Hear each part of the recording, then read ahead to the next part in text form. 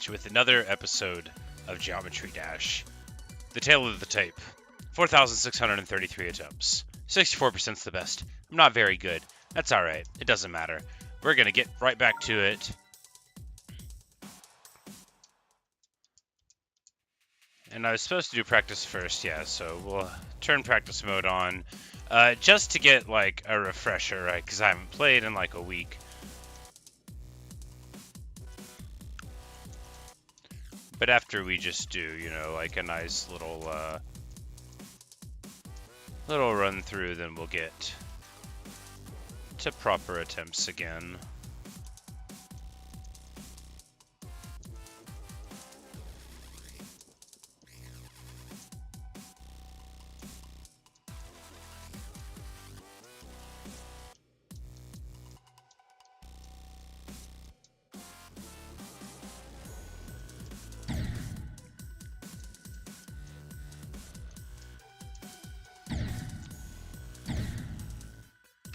Hey Tablet, how's it going?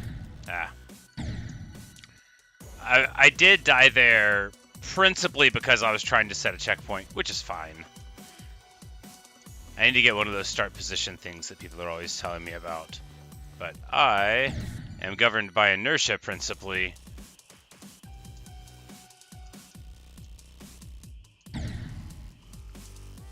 Yeah, can't be. I'm doing just fine. I've taken several naps.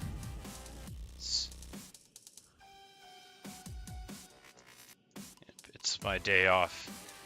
It was just Mother's Day, which I'm a cook by profession. I'm a line cook in a steakhouse, so it is our biggest day of the year.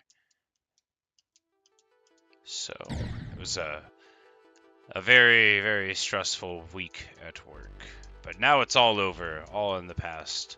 And that frees me to use all of my energies for the very, very stressful game of Geometry Dash, as is tradition.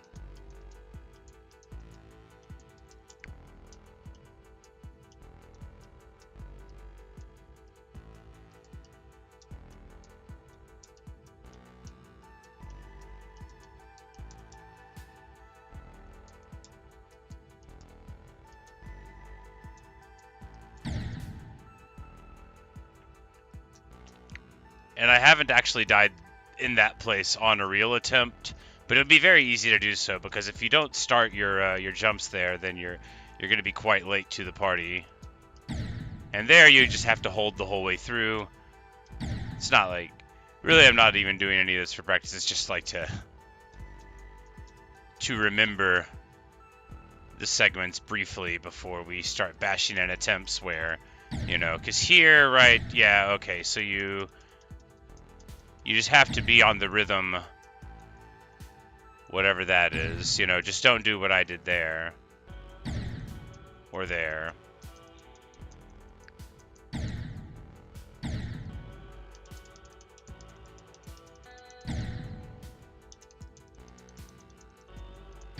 Alright, we'll just do this until we figure out how to do it without dying at all, right? Because you can't jump at the end. That's another important thing. We died right, you know, here. That's our best. And then you fly through this, and then you have very easy section, right? And then dual wave mode, which itself is not that complicated. You know, I'll probably die a bit here as we practice it. This is a good spot to start practicing. You know, not least because, as you see, we're dying repeatedly. And that proves we should be here.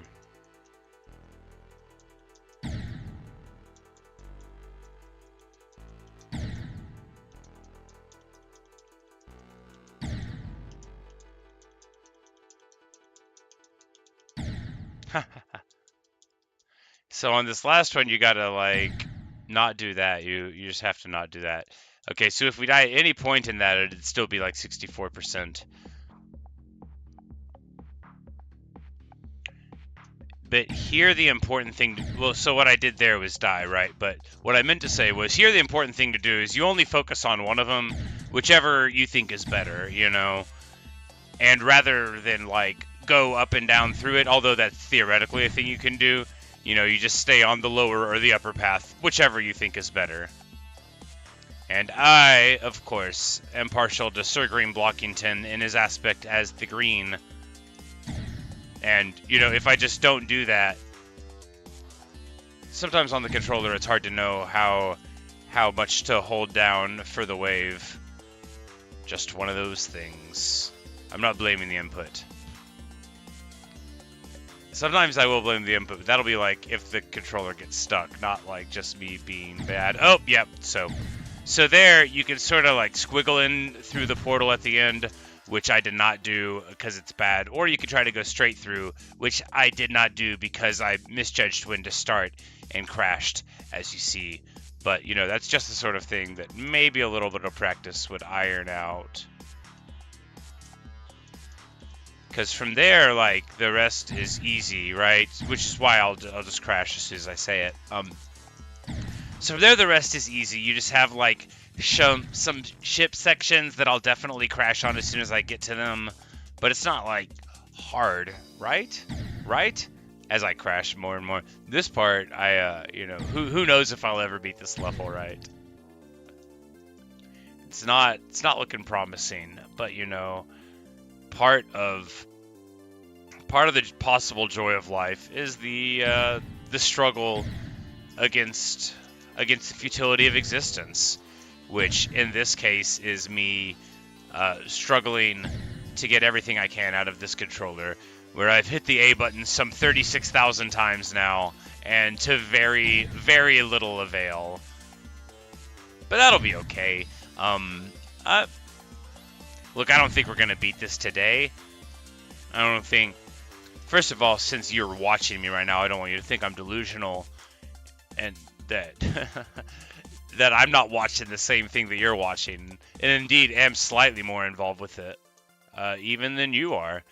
But, I mean, clearly I'm bad, and I don't expect to win today, because, you know, we'll crash there. We'll probably crash there. But maybe we'll get to right there. Like a long 64% crash, that'd be a real heartbreak on a real run. Especially since you can get so many more percents.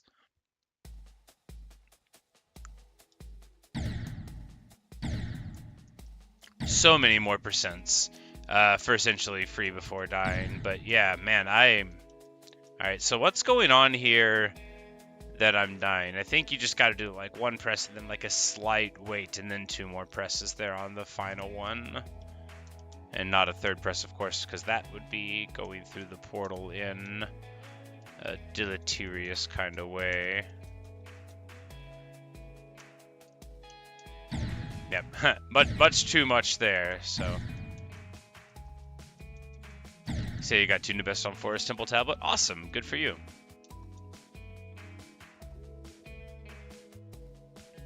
Always feels to get an improvement, even if it's just a percentage point or 4, you know, it's, they all count.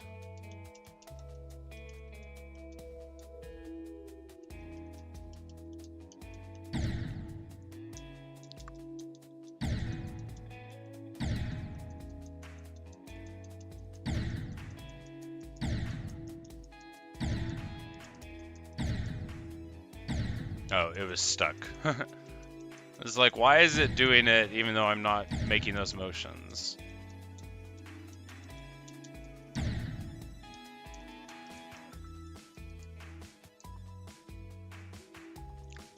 Man, that mini UFO section there is going to be rough, I can already tell. And then, of course, we'll die here. Or maybe there.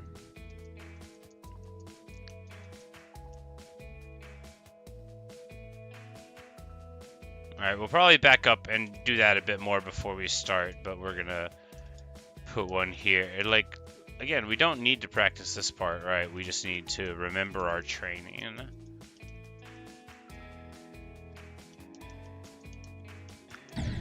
And there, we bounced against the bottom, so that's pretty,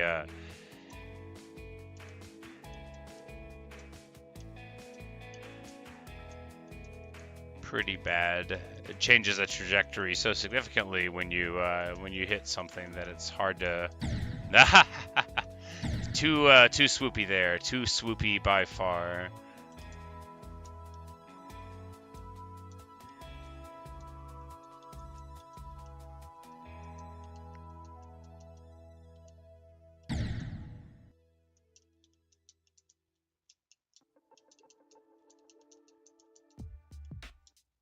Yeah, because, you know, there's all this. So we're just going to practice this ship part for a bit.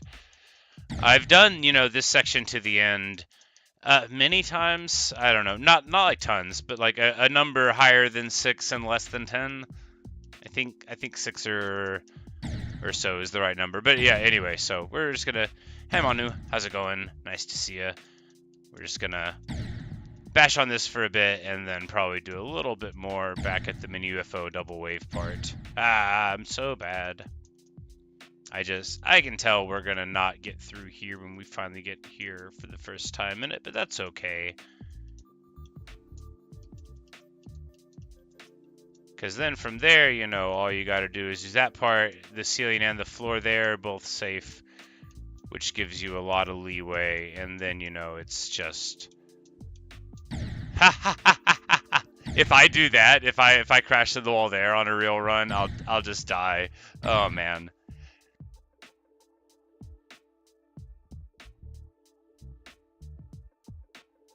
It didn't even occur to me that that would be a possible thing. That's good, you know, that's a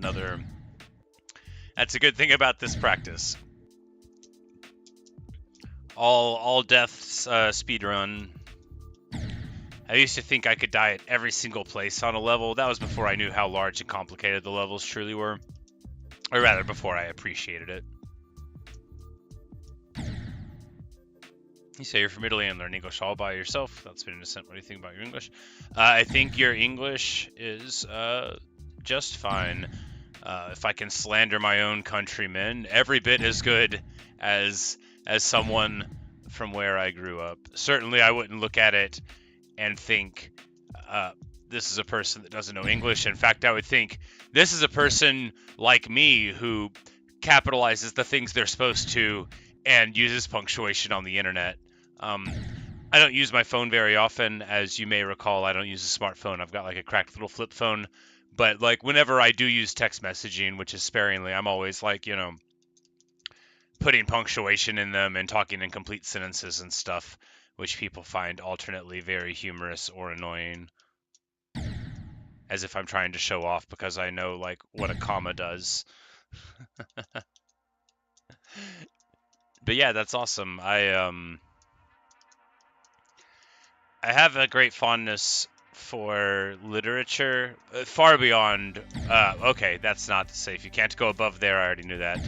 Far beyond, like, other people who like books, or most of them, rather. Like, I'm really into them, right? But unfortunately, I have not ever given a serious study to another language. I had Spanish in high school, and if I can slander my teacher, and I will, she was not very good. I'm not gonna, like, say her name, you know, but she's notorious in my hometown for not teaching us Spanish, but getting paid to teach us Spanish.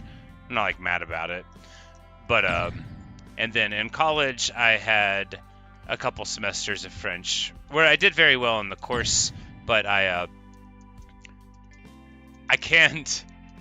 This is gonna sound funny maybe to you, but maybe you'll understand. I can't hear French and then, like, understand what the words are supposed to be. If I had it, like, written down in front of me, which most of the class was, exactly like Peggy from The King of the Hill.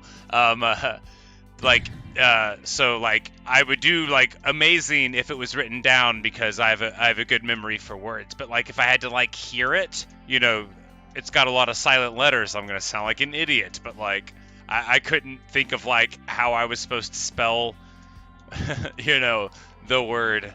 Because my,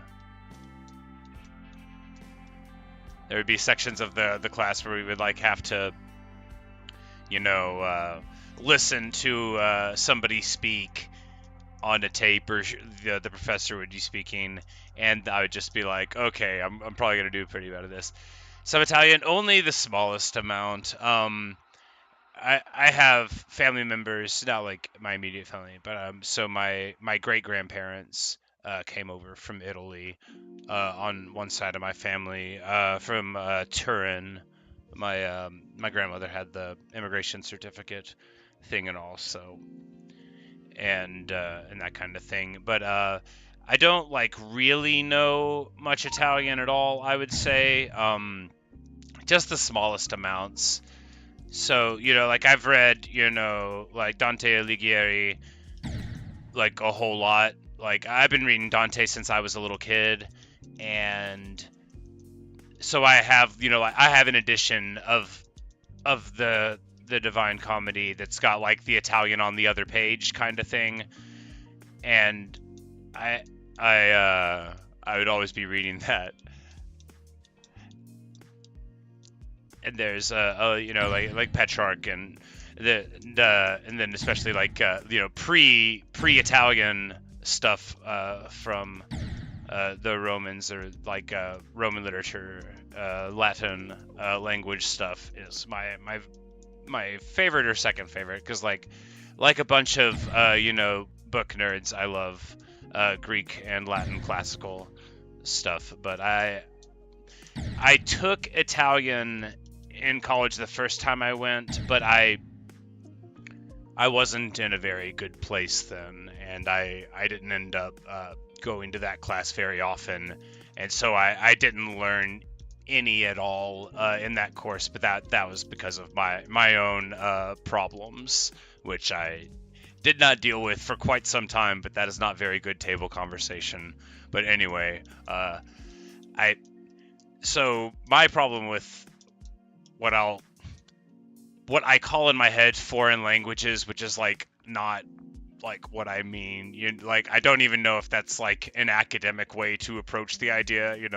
A foreign language, like a secondary language, to me, like I flatter myself that I'm very talented with English, and I get just very frustrated trying to like find how to put words together in another language, since using this one comes very naturally to me, and whichever sort of complexity or rhetoric I want to throw onto it, I can just kind of casually do. And then to sort of struggle to get my point across is a very foreign feeling to me, linguistically, not like emotionally, but so I kind of only ever took languages in school whenever I had to.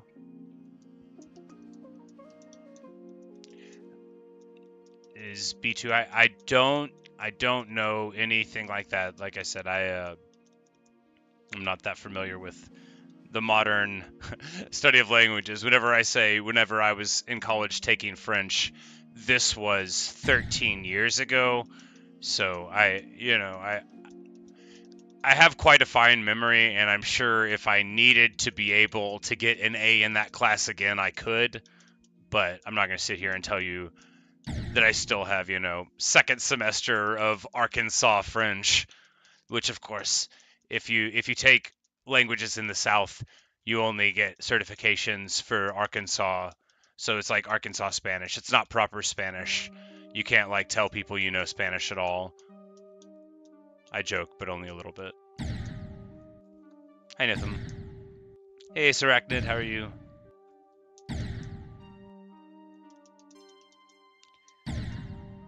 Yeah, Ace. A lot of people have said that this is a very fondly remembered level from the history. 1.9, I believe, is what they were saying to me. But I've only been playing since October last year, something like that.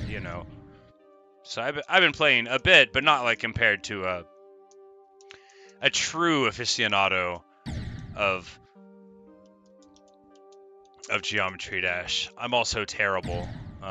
Just so bad. We're gonna back up. We're gonna back up here too, because we just need some of this part. This is as far as we've gotten for real, and I. All right, so.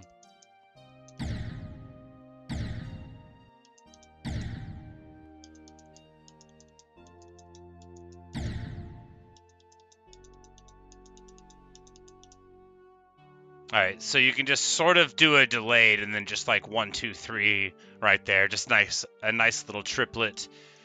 I was a percussionist in high school, and percussionists all love triplets. Maybe a lot of musicians do, but every percussionist loves a triplet. They're a fun way to show off.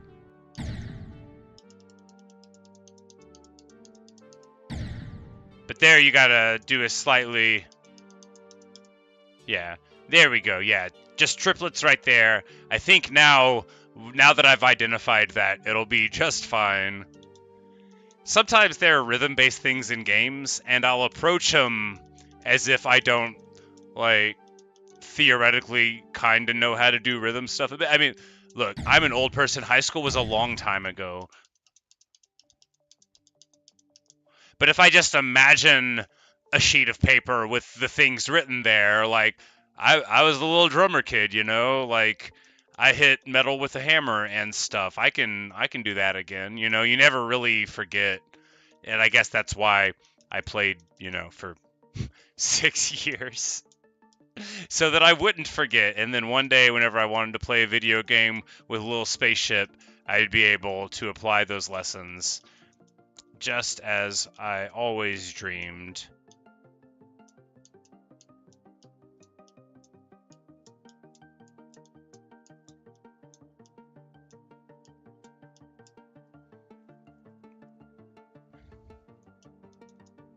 Alright, so this is what? Did we just hit like a 64 to the end there?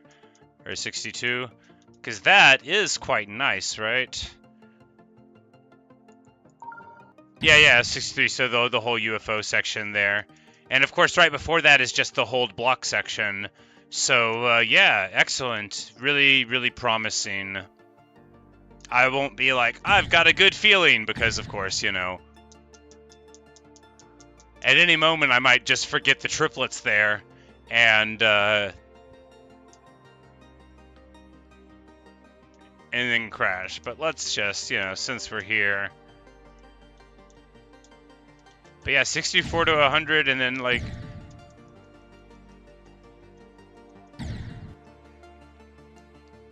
See musicians garbage into this game? I can definitely see it, yeah. Yeah, Anthony, you think I'm close? I hope so. I hope so. You know, a man can dream. It would be so interesting to finally play a different level.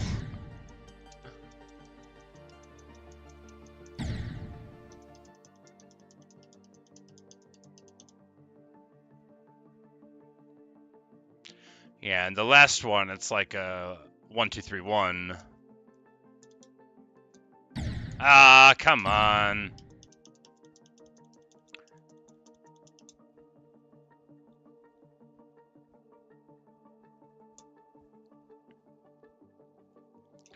It's so funny to me how, like, how your conception of a level can so drastically shift as you get more experienced at it, right? Where you just be like, oh yeah, now we're just stringing together this, that, and that. And when you think about it, you could just immediately know what all of those pronouns mean in your head. You're like, oh yes, this and that, and now we're immediately going to do that. And, you know, you can just casually do anything that you dream, even though, like, a mere day before, you weren't crashing right there at 88. Terrible. Anyway, there we go. 200 attempts in there, and then the practice mode. Now it's time to... change the title and start trying to do this for real.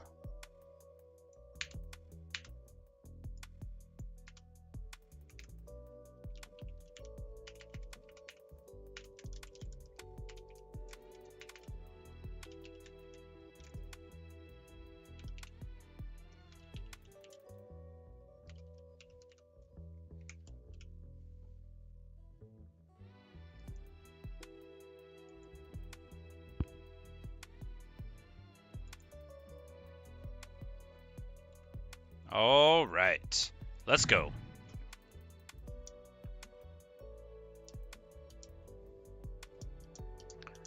So at this point, we've crashed at 4% more times than is practical. You know, it sneaks up on you. What are you gonna do? It sneaks up on you. If you're not in the right mindset because you're trying to do a little prologue, little prelude. Man, you say you love my streams? Well, thank you. I'm glad you enjoy them.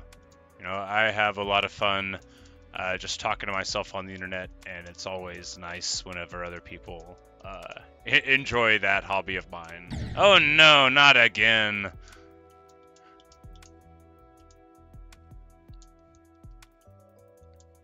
So I have just always loved playing video games, and the idea that I can be very low effort and still, you know, bring people some entertainment value at all is funny to me and pleasant.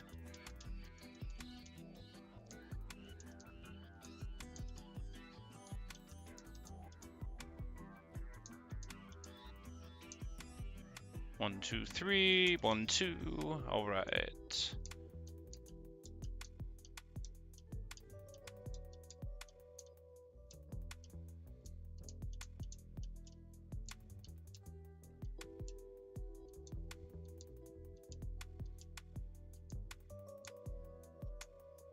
All right, a little bit of speedy boy here. We're just so fast. Almost clipped our head, but ended up being fine. 1, 2, 1. All right, this part's fine. Just gotta, no, come on, terrible, terrible. Thought we were fine there. Very clearly we're not. We'll have to go into the instant replay booth to see how much I boneheaded that by, but it doesn't matter. We're already back to 8%. We're already alive again. You say what made me want to conquer Deathmoon? Do I have other demons before? This was described to me as the easiest demon that applied to my idea that I wanted to play. So I struggle. I play on the controller. I struggle with like orb timings, and like when there's like a whole bunch of orbs, but you're only supposed to hit some of them and not others. Like that's like, I don't particularly find it like awesome. Like that's not the part of the game that I enjoy. But I have 4 previous demons. I beat Lightning Road, and the Nightmare, and Shiver, and Platinum Adventure. And then I had tried some other ones, and you know, quit the game in disgust. But then I picked it back up. So I didn't play any Geometry Dash. It must have been like 6 weeks, maybe slightly more. Oh man, almost thought we... Okay, well, there you go. There you go.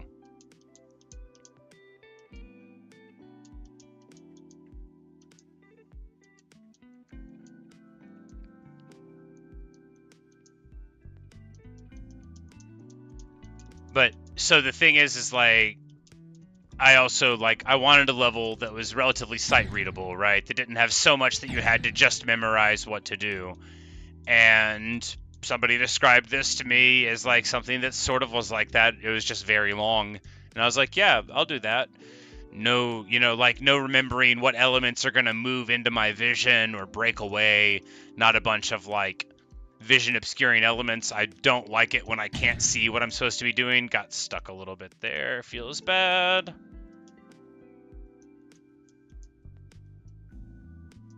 But then, you know, once I started on it, you know, once you have your first 1,000 or 2 attempts, no, it took me, well, like 2,700-ish before I got through Club Step on practice, and then I said I'm never going to play this level again. So,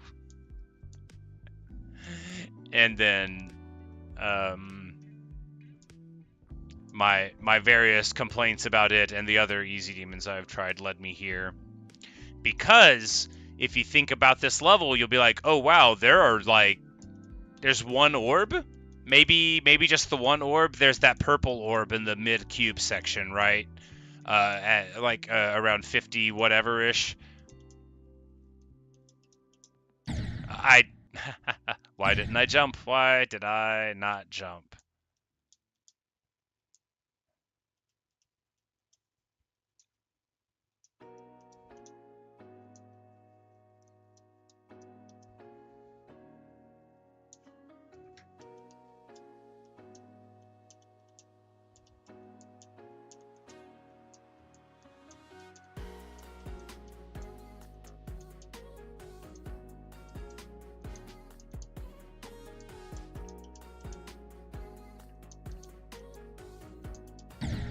Why? You don't jump 2 times there.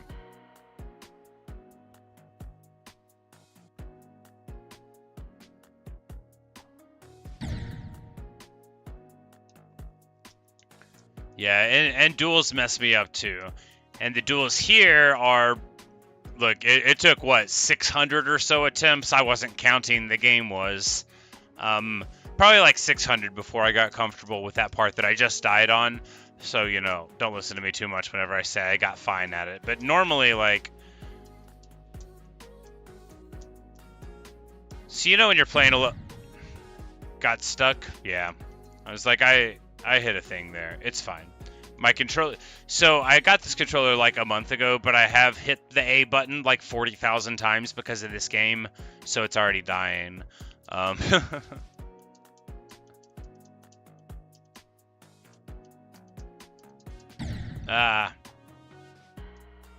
But yes, I have not taken a break from Death Moon since I started. It's been all Death Moon all the time. Well, and like Oblivion Remastered, which is also very red and black in color and affect. Hello, Alexorus. How are you on this fine day?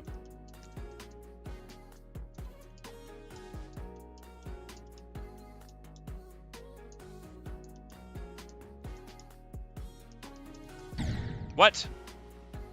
Terrible.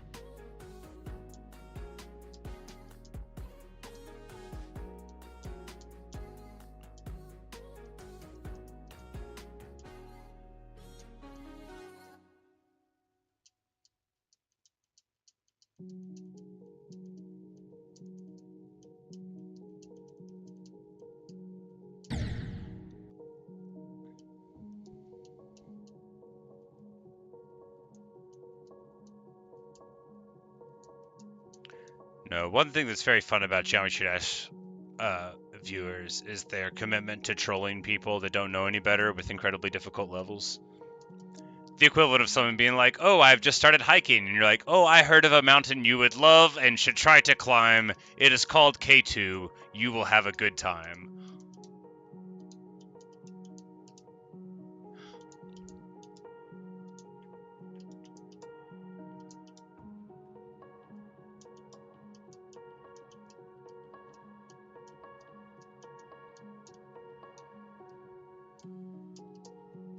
No, are you joking? That's underwhelming. It's not what I had envisioned in my mind. You know, sometimes the past can be like that, though. Sometimes the best laid plans of mice and men have you crashing into a pillar because you're quoting Shakespeare again. It's not Shakespeare.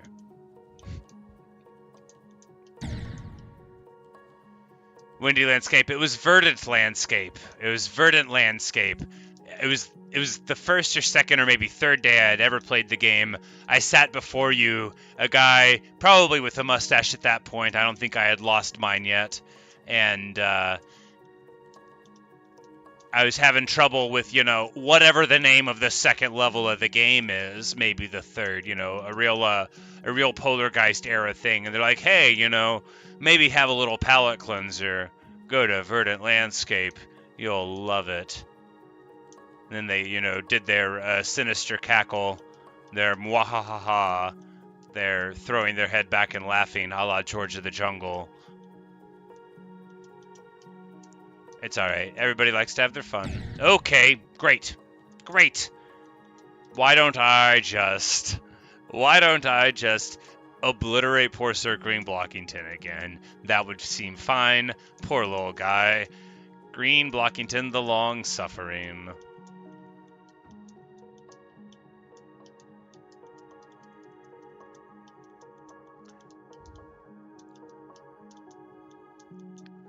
Sometimes people tell me to change him, and I'm like, you can't just change who you are. He's me.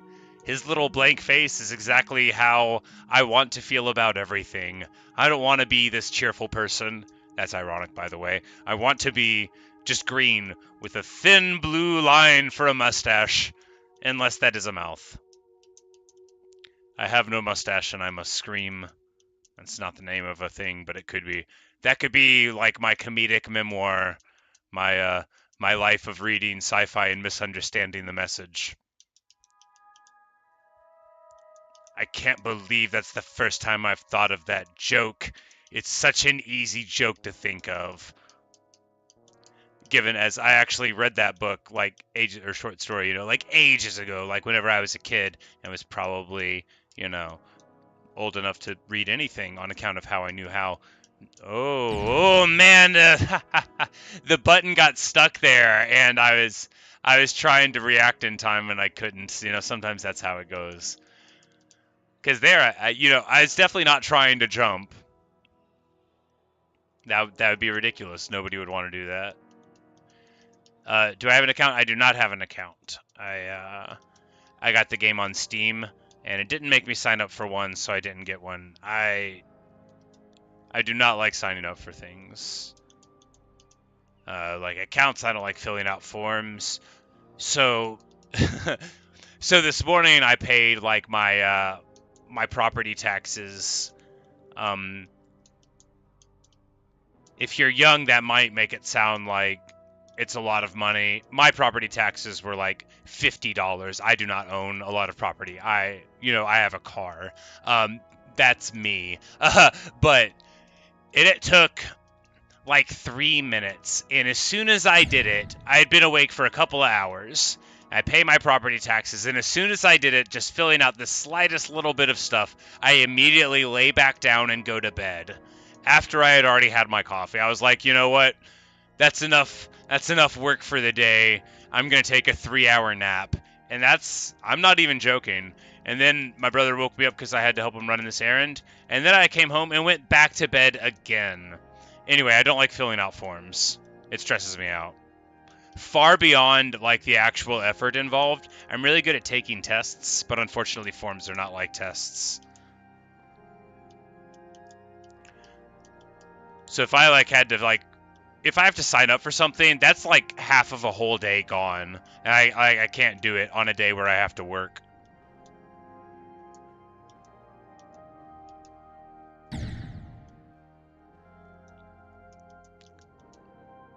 One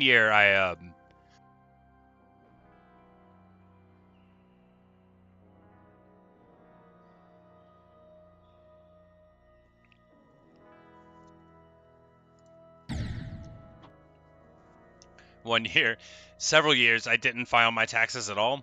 I paid them. Let me be clear. I paid them. I paid them, on time with the W-2 for non-Americans or non-taxpayers yet. That's just like one that having a job like working at a restaurant, as I do, just automatically generates, and they take your taxes out. But because I hate filling out forms so much, and they were only going to give me like $1,000 back, I didn't know them any money. I was just like, you know what? I'm just not going to do it. And then so I didn't. And then the next year I didn't do it either. And again, you cannot get into trouble for this. You can't. They're not mad at you for like, cause I didn't know them anything.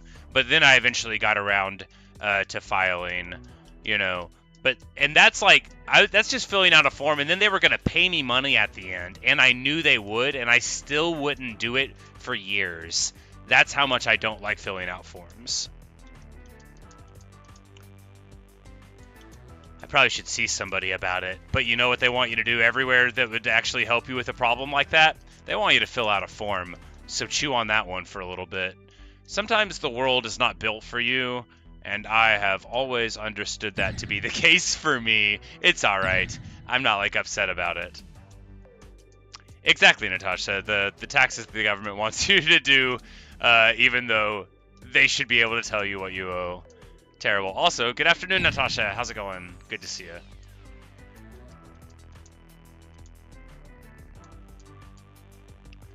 Like, plenty of people, like, they get all, like, I don't want to pay taxes, blarg. And, like, look, politics are very complicated, and often the things I talk about will touch upon them. But we're not going to address that particular sentiment.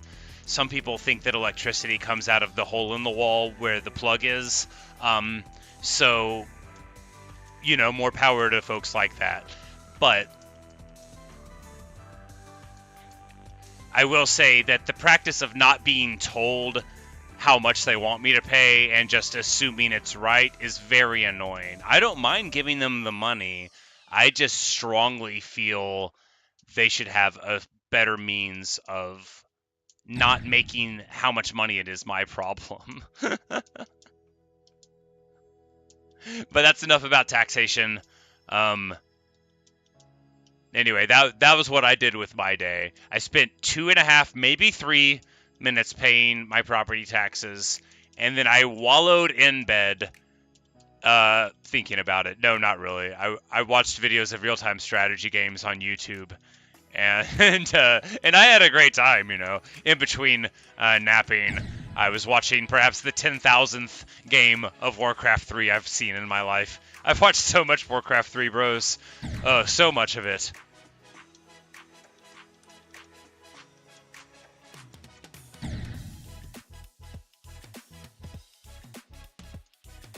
But yes, I live in Arkansas, which, if you're not American, is a place kind of in the middle, and everyone there talks like me. That's just a little joke. They really don't.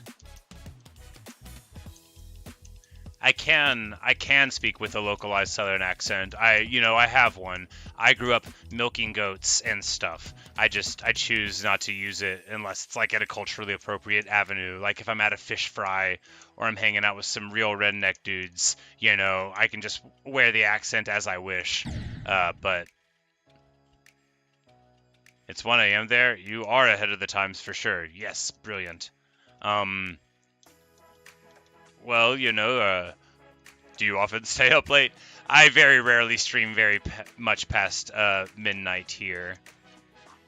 And I usually, don't stream this hour. It's just that I don't work on Wednesday typically. I've crashed again.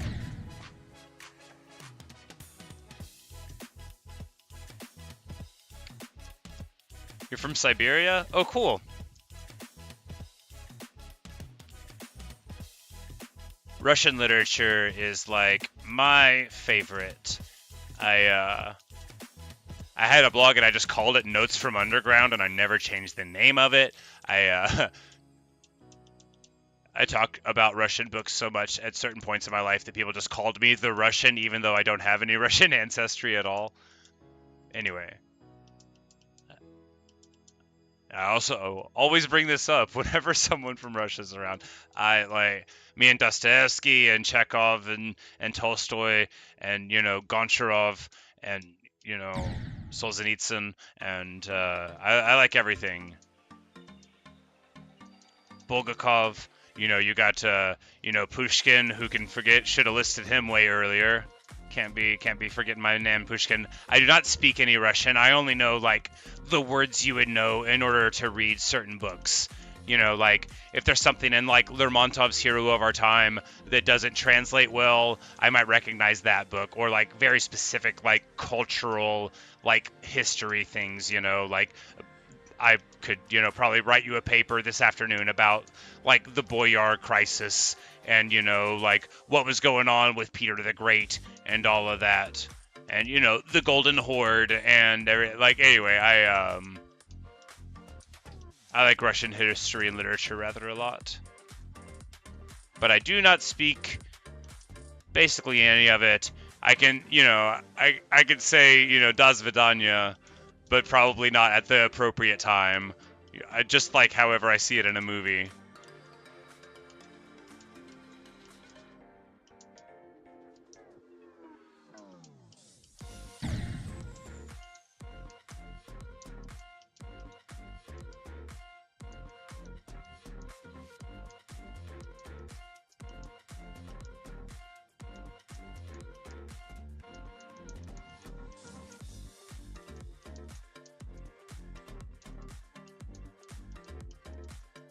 Ah, bad.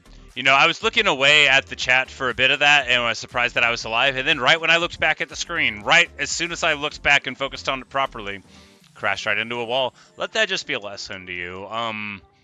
Don't do that. Don't crash into a wall. Or into that. Okay, sure.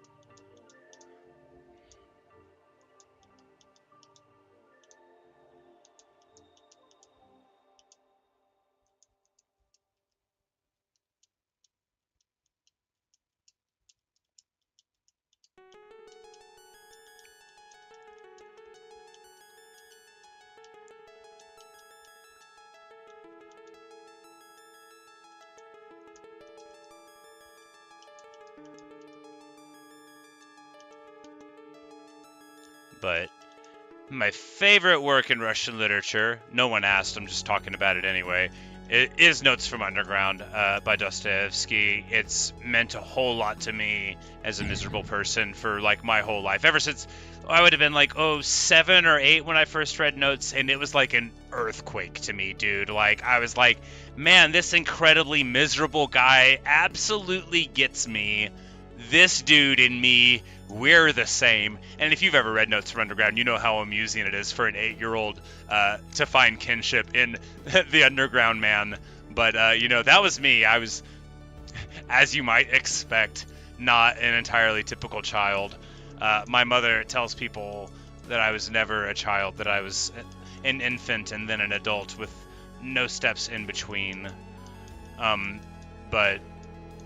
But my second favorite would be The Overcoat by Nikolai Gogol, which is just a super excellent book. Oh, how did I crash there? The hitbox poked out a little bit. But The Overcoat is this brilliant sort of novella by Gogol where a guy, he needs another coat, right? And he doesn't have a very good job, and so he starts figuring out ways to save up money so that he can get a new coat made. And spoilers for a book that came out, 200 years ago. But he eventually gets the overcoat, and then one thing leads to another, and it's like basically immediately stolen from him. And when I tell you that it's just the best book, and that it happens to be sort of unrelentingly bleak, doesn't matter because it's so funny. Anyway, Gogol is awesome. Gogol's like a titan of world literature, just super great. But yeah, because somebody might want to go and read The Overcoat. Like, look, education in classic Russian literature in America is woefully lacking, and plenty of people don't consider Gogol or Chekhov household names, which is outrageous. And if they know Dostoevsky, it's just because they did not read Crime and Punishment, but vaguely could tell you about it. And I mean vaguely. You can't just go around murdering people with a hatchet. That's no occupation for a gentleman. I love Dostoevsky. It's going to come up. It's going to come up more. Also, I do talk about books like all the time in streams. This isn't like a special occasion. Basically anything can get me onto it. In my Minecraft streams, occasionally I'll just like pick up a book of poetry and say, all right, this is a poem by Edna St. Vincent Millay, which I'm going to read to you now. When I died in a hardcore Minecraft world, I read Hamlet. Anyway, it's the kind of guy I am. I didn't mean to crash there. Not embarrassing, but, bad. I should have just not done that thing.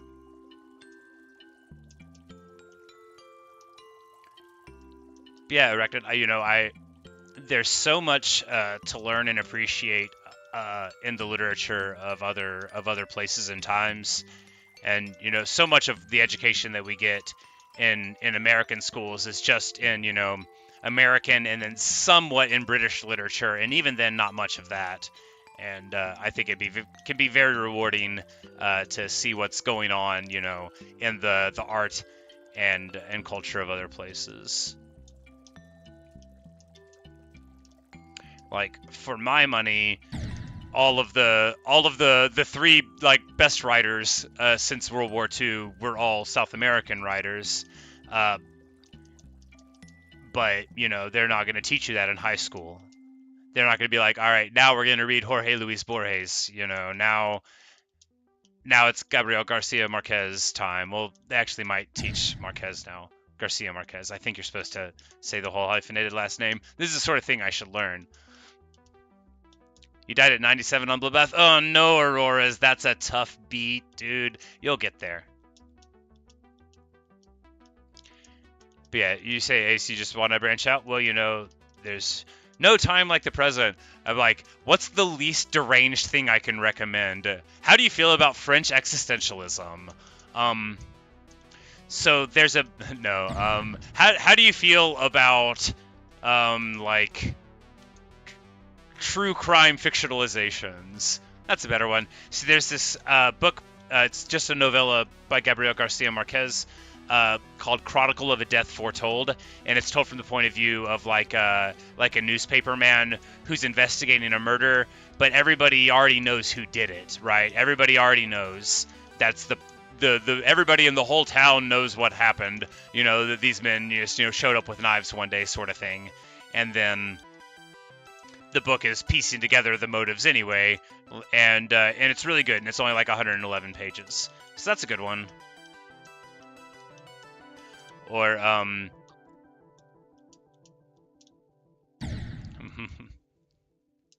terrible. Yeah, Art of War, a very cool book as well. There's a book with about 100 names, the Tao Te Ching, the Lao Tzu, which is like sort of the foundational text of Taoism. That one, you know, it's that one's meant a lot to me. But here's my pitch for the Meditations of Marcus Aurelius, the Emperor of Rome. So Gregory Hayes did a translation in the early 2000s of the Meditations of Marcus Aurelius, and it's just the best translation. I've read all of the translations, and I crashed. So, you know, that one, if you want a work of philosophy that's not as unrelentingly bleak as French existentialism, but is still pretty unrelentingly bleak and you know, charming, then why not Stoicism?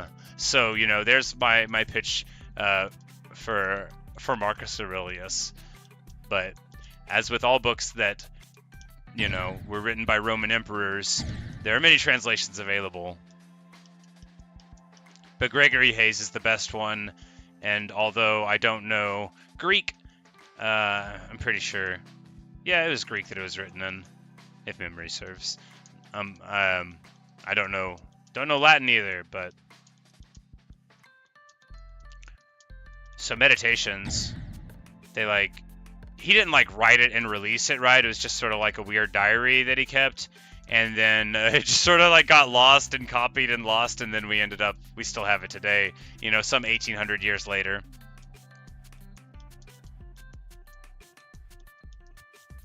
But Meditations is wonderful because it's written as a series of like short thoughts, and like sometimes just like a couple sentences or like a paragraph. So like you can just pick it up and, you know, like thumb through and get an interesting thought. And then some stuff that, like, you know, seems very much a product of the time, like, man, you know, to me, not a Roman emperor, I don't know if this is good advice. But then, you know, some stuff that is wonderful. Anyway, my very favorite of the Meditations I will share with you now. It's in book 10, it's number 29, and it goes like this. Stop whatever you are doing for a moment and ask yourself, am I afraid of death because I won't be able to keep doing this anymore? Sorry, to do this anymore, not keep doing this anymore. And I really like that one, even though I misquoted it in the heat of the moment as I was crashing.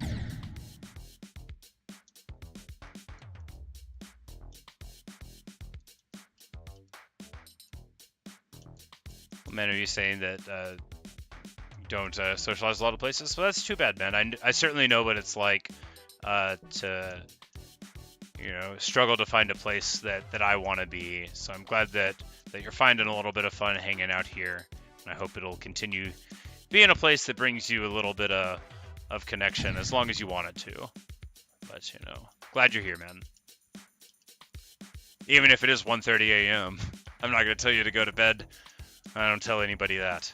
I do tell myself that occasionally.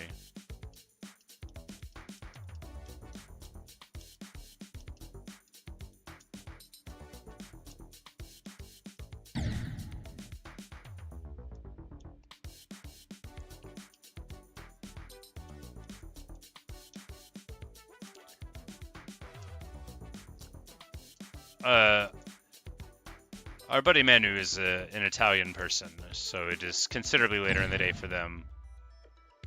You said 557, bro, what? And you spelled it with 2 A's, and because I am, can we call it wheat-brained? I am wheat-brained. So I heard, it's 557, bro, wheat. And I was like, what, you want me to go play Minecraft and plant more wheat? Very well, I accept. I was totally going to put this whole thing down. Sometimes people, like, you know, they pop on, and they're like, you should play a different game than what you're playing. And I'm like, I'm not going to do that. I always feel that way. But if anybody even says the word wheat, I think, I should plant some wheat. Man, my field, I don't know if you've seen my field, guys. It's pretty good. I don't normally talk up, my accomplishments too much. But I planted a lot of wheat in Minecraft, guys. Like, probably more than you expect, even with that prelude and me grinning about it. Probably even more than you think. So I normally don't be like, check out this other video, but maybe if at some point you want to check out one of my wheat videos, maybe you can find some inspiration in my tremendous accomplishment.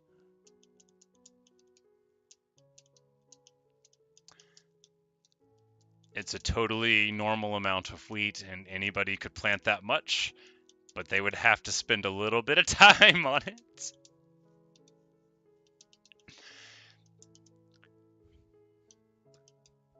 Sometimes I'll be doing a stream and someone will pop in and I'll just be like planting something. Like, that's a lot of wheat. And then I'll just start laughing with like the pure and giddy joy of knowing that this person has no idea how much wheat it is.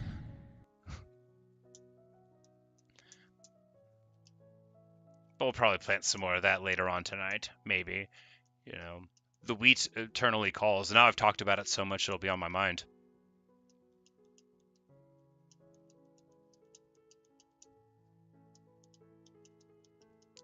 This song is not energetic enough. It's very nice. It's just not energetic enough.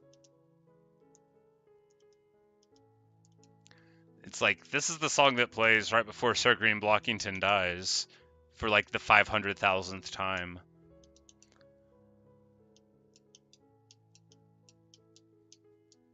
Poor Sir Green Blockington.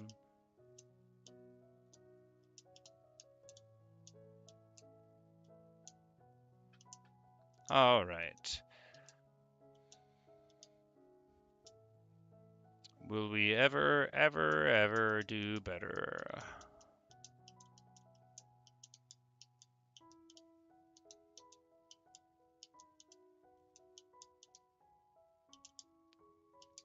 Whoops. Oh, come on, really? How could I have...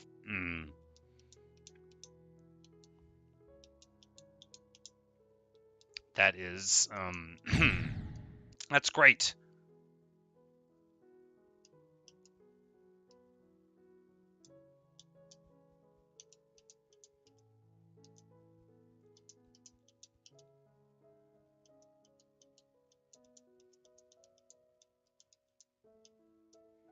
In your hardcore world, you plan to do a Viking village, and then you died to a zombie? Oh, no. Tragic. I myself have a hardcore world. I don't build very much stuff there. I mean, sometimes some stuff. I'm not much of a builder. I only started playing Minecraft like a little less than a year ago. I think it was in June of last year. That would have been when I started making videos on the channel again also. But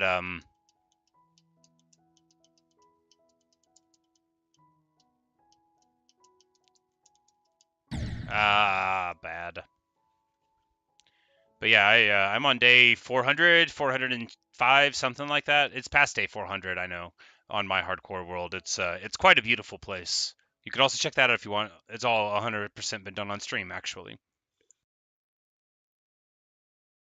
And the only world in which I've ever beaten Minecraft is that hardcore world. I've never even beat the game on easy. But it's certainly not the first hardcore Minecraft world that I did. There were many, many failures in between then and now, but I think playing hardcore Minecraft is a super rewarding way to play. And of course, you can still salvage the world and turn it into a creative world or whatever, after you die. So it's not like you have to genuinely lose everything. You can just, But I don't do that as a matter of course, although I did keep a world. Well, I kept world 334, which was that was the first time I fought Ender Dragon, and I died on day 334 on that hardcore world. It didn't go well. So I don't really look things up on the internet for games that I play. I prefer to figure it out. And I shot an Ender Crystal at 4 or 5 blocks away, maybe. Pretty close. Anyway, so I died instantly there. That was a tough hit. But you know, I got right back on it, and now I'm on a hardcore world where I just basically think I won't ever die. I haven't even used a shield in a super long time.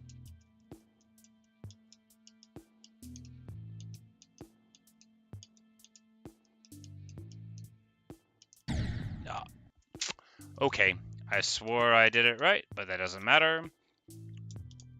My protestations are entirely in vain. At least we're getting to 40% with some regularity. Yeah, shot with the bow, yeah. Oh, well, button got stuck there. But it was a fine time, you know, and then I subjected everybody to the soliloquy of Hamlet. That sounds like a joke. No, that's literally what happened. I was like, y'all sit here while I go and get my Shakespeare off of the shelf so that I can read Hamlet for y'all, and that's what I did. It was a great day, you know. It gave me the opportunity. To start over.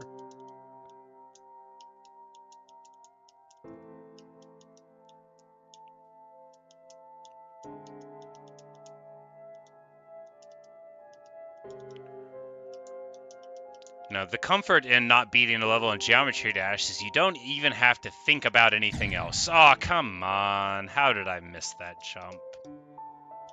How was I that slow? Man, getting old. I joke. I've been old.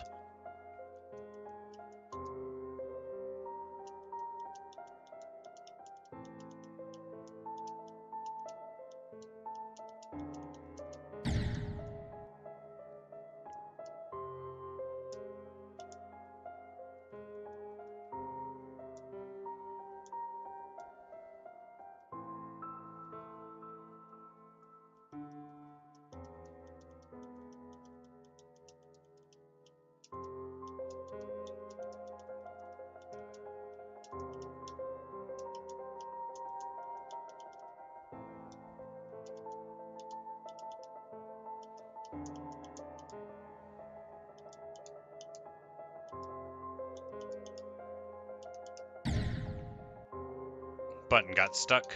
You can tell because I was holding at the beginning, which I never remember to do. Well, you know, sometimes you lose to your silly little input problems.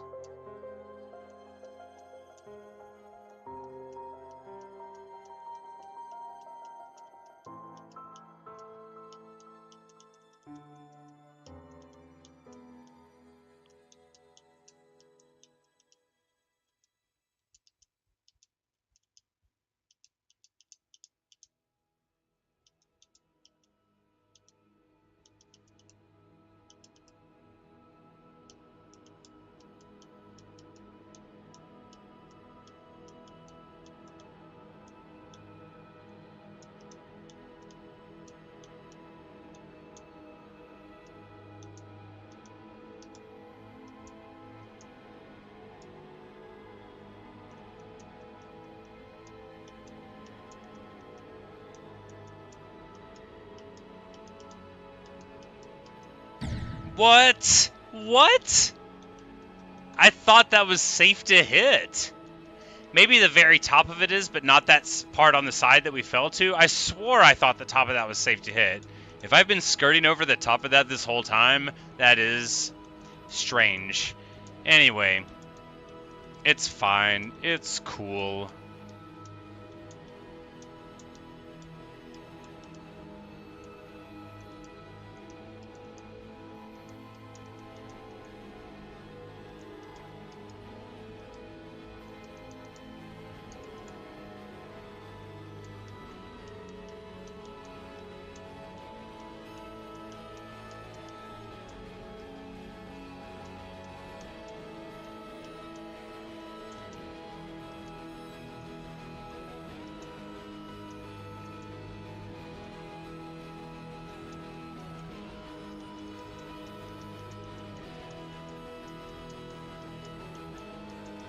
Okay, well, bad.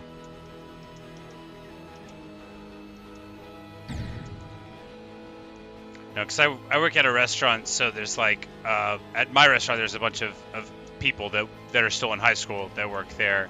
And sometimes I'll like hear them talking about Minecraft, and I'll just jump in and be like, oh, you guys play Minecraft? And they think like, because I'm old and mean, that I'm going to like tease them or make fun of them. And then I'm just like, are you any good? What kinds of stuff do you do? What are you building right now? What are you doing? Or do you play with people? What's up? And they're like, oh, this guy's a total nerd. And I'm like, yes. But also I'm probably going to yell at you in 4 minutes for being lazy. I'm not like in charge of people, but I am in charge of making sure that they don't talk anywhere where I'm supposed to be working. Sometimes they want to. And as you might imagine, I react,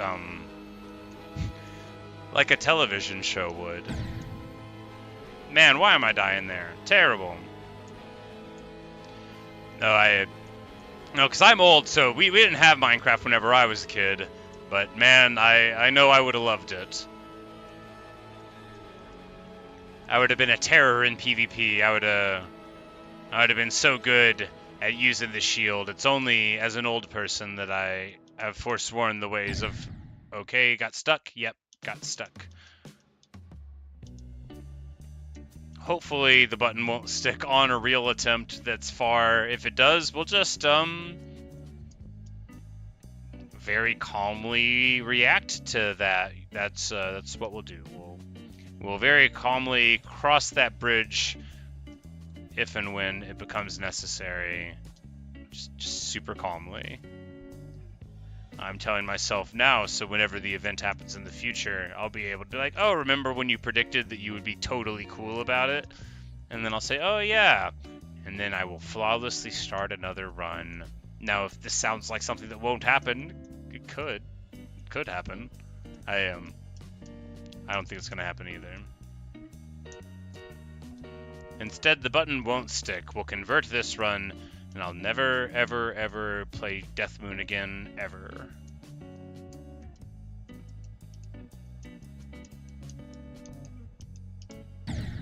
Well, not with like that. And more in a slow-paced gameplay? I wouldn't say necessarily. You know, just everything in its own way. So the bulk of my Minecraft play for a super long time was just on peaceful, right? I'd started on normal and I couldn't do it. I didn't understand the concepts, you know, and I had never played it before. So I put it onto peaceful just so I could, you know, play the game some. And then I did that with No Monsters for a super long time. And then a viewer suggested that it might make a better viewing experience, you know, if I put monsters on, because they were like, you know, you've got all this stuff, I bet you could just put it on easy. So I put it on easy, but I already had, you know, like diamond gear and stuff, so it was pretty easy indeed. And then I turned it up to hard, and then within a week or two of turning monsters on at all, I started playing on hardcore. And, you know, doing very badly at first, and then moderately better. And then eventually, now, like, I only play not hardcore to plant wheat. That's all I do outside of my hardcore world. I haven't even made any more bookshelves. I made like 7,000 bookshelves. I was going to build this great library, or at least a pretty good library. But then I got into the hardcore life. And you're not hardcore unless you live hardcore. And The Legend of the Rock was way hardcore. And if you don't understand that reference, watch School of Rock starring Jack Black. It's awesome. It came out a long time ago, before it was clear that Jack Black would be a generational star. I mean, to anyone but me, who had been listening to Tenacious D forever. Do I like licorice? I do not.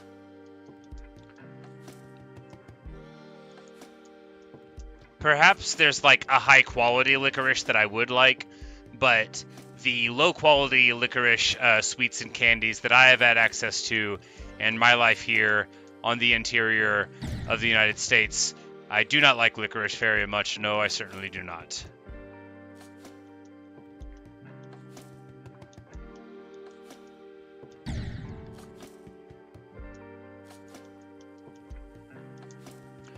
But yeah, so history lesson. It feels ridiculous, but so Jack Black was in this band that did musical comedy called Tenacious D, and this was like before he was like, you know, he he wasn't like a famous dude at this point. And he was in this movie called High Fidelity with John Cusack. It's based on this book, which is a fine book. But the movie was amazing, and they played like record store employees, and he had a bunch of iconic lines. And at the very end, they have like a concert thing, and he sings "Let's Get It On" by Marvin Gaye, and he like totally kills it. He's doing little leg kicks, and it's just like a joyous time. It's got so many good lines in the movie. There's this one point where this guy's wearing a sweater, and he's like, "Really like you, man, so I'm going to tell you this, even though I like that's the dumbest sweater I've ever seen in my whole life. That's a Cosby sweater." And he puts his hand up in the air, Jack Black style, but this was like in the early 2000s, and goes, "A Cosby sweater!" And that was, a line that me and my friends quoted a whole lot to each other. But yeah, Tenacious D had this record, the first one, and they had a second one that was concurrent with a movie that came out called The Pick of Destiny, and that was fine. But this first record was amazing. It had this hysterical song called Wonder Boy, which was like a superhero origin story for him. It had Tribute, which is pretty famous. It's pretty famous. It's not the greatest song in the world, but it is a tribute to the greatest song in the world. You'd be familiar with it. It had this magnificent one at the end called City Hall, where they have like an apocalypse and then they rule as two kings, and then it turns out that they're not very well suited for governance. Anyway, I really liked Tenacious D. Me and my friends would sit around and play Tony Hawk and listen to Tenacious D in the background whenever we had heard the Tony Hawk Pro Skater soundtrack too many times, or rather enough times. We would sit around and play Mario Kart 64 or GoldenEye, and Jack Black would warble to us in his dulcet tones, and we would say to ourselves, one day this man is going to inspire generations of children to absolutely lose their minds in videos on the internet because of School of Rock. No, because he, was Steve. Look, I didn't see the movie. I'm glad people liked it. But I love Tenacious D. My hardest demon is Shiver. Bye, Manu. Thanks for stopping by.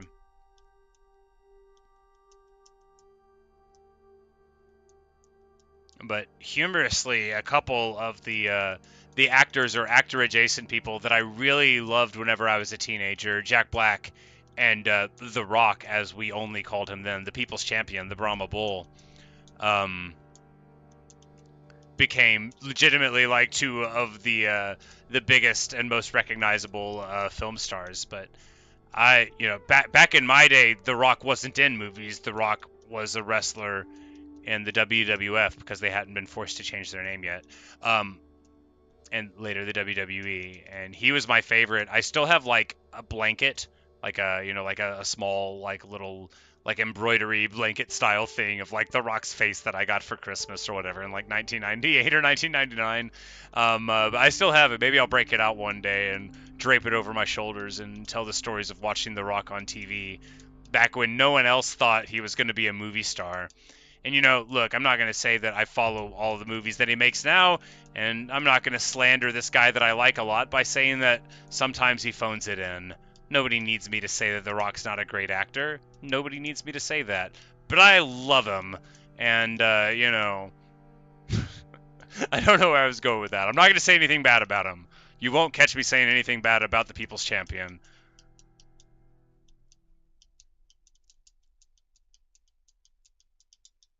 Oh, man! I needed to land and then start holding a bit in, but I held through the portal. Terrible. Still, 61% is not so bad. Ah, man. Hearing me talk about these experiences is inspiring. It's inspiring hearing me talk about watching The Rock on television. I know.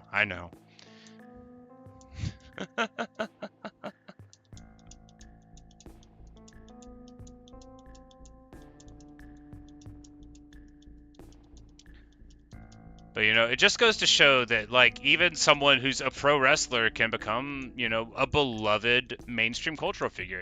My parents knew who The Rock was, but that's because I wouldn't shut up about him.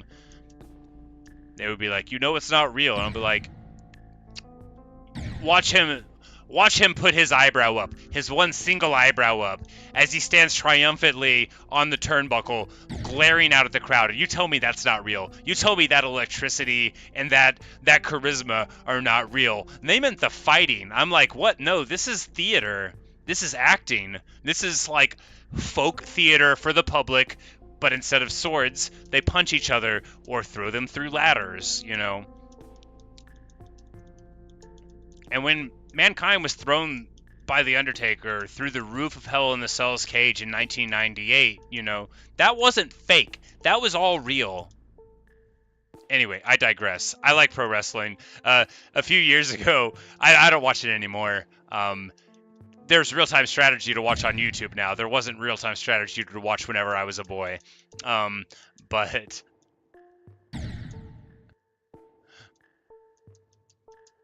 whenever I had my surgery, I, was sitting in bed, couldn't play video games, although I was getting my hands back so that I could play video games. And, on my pain medicine and stuff, and like I started thinking about pro wrestling, and then I watched just like dozens and dozens of hours of like the old Attitude Era stuff, and a great time.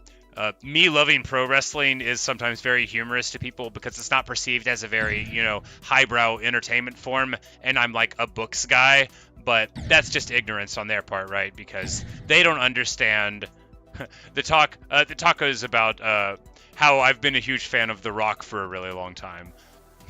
And before that, Tenacious D and Jack Black. That's what dovetailed into it. But really, just rambling, just like always. And hello, Hyder VR, welcome to the stream. I crashed. Like, I don't watch his movies, but like I said before you got here, I'm not going to say anything bad about him. He's the people's champion. That might not mean anything to you.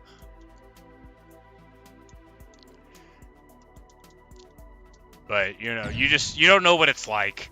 You don't know what it's like to be watching an event on TV on your small little screen in your friend's room because your friend's mom and dad think wrestling is stupid.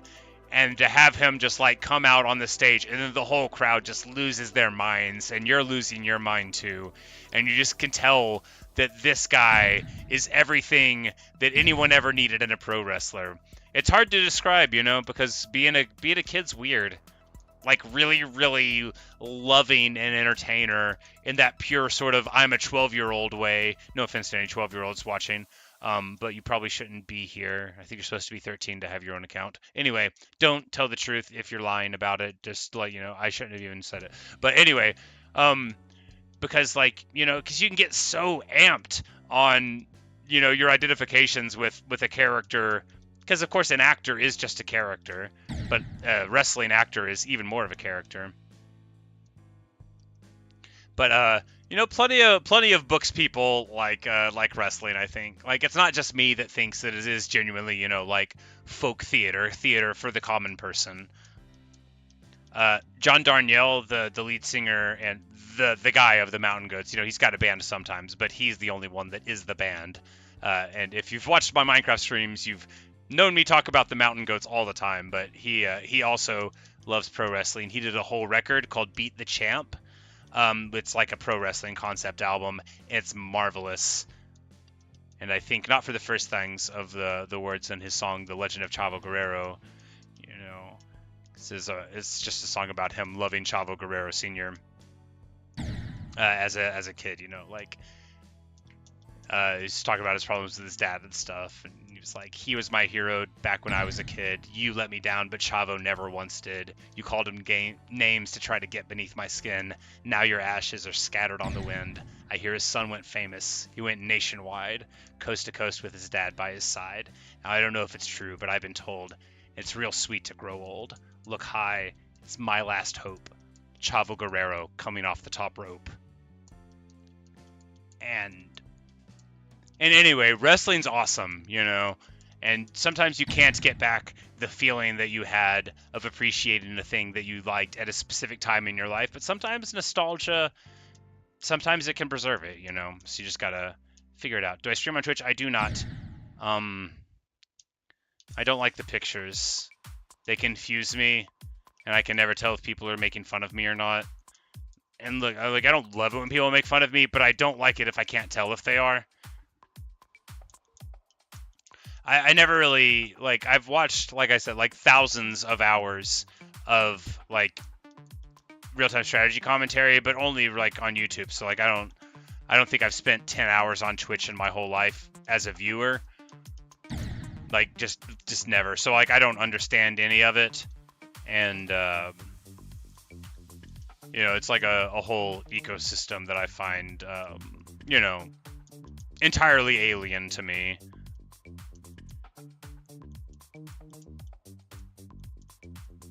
Although, Turin is his name, which is incidentally the place in Italy that my great-grandparents one set of my great-grandparents immigrated from, is from Turin, same as his, I believe. But I digress. He's a real-time strategy commentator on YouTube. He doesn't know who I am. He's got like 186,000 followers, right? Turin's awesome, but he doesn't like know me or anything. That's not the point. But he, I guess he dual streams on Twitch and YouTube, and he has like some app that puts the chats together for him. But I don't know. I don't think Twitch people would like me very much, because I would just ignore all the pictures they did. And they really like doing the non-English words. They really like the fake slang, and they really like the pictures. I know that about Twitch chat without watching Twitch myself. And like, I don't use a smartphone, right? I don't love emojis in general. I'm not a communicate to me with a hieroglyphic kind of guy. And I just don't think that, yeah, whenever I see a picture, I look at it and then I just blank. I'm like, I'm not even going to try to figure out what it means. As far as I'm concerned, it's not there. On my phone, because it's a flip phone, right? Somebody on a smartphone, which other people now just call a phone, but I call a smartphone because I don't use one and never have. They'll send me some emojis, and they just show up as blank squares, right? Just like black squares with an internal space. Just a square made out of lines. And that's how I know that they're saying something like white girl crying laughing face, or dismissive contemptuous shrug, or I am laughing at your joke but not over much. That's just like one or two black boxes. Or you are a confusing and perplexing person, and I don't know why we're having this conversation. That's like a 3 black box thing. But I just never tell them I can't see it, and I leave it up to them to figure out how I accept the pictures that they send me. Anyway, I'm not really a pictures guy. You know, I like art. I like, you know, sculpture is fine, and paintings and stuff are cool. Like, I'm not like, I don't hate pictures. I just don't. It's gonna sound dumb. It's going to sound dumb because pictures do communicate, you know, intention and meaning very well. I just don't prefer the way they do it. I was going to say, I don't think they transfer meaning very well, but that's stupid. That's super dumb. I don't think they transfer meaning to me very well.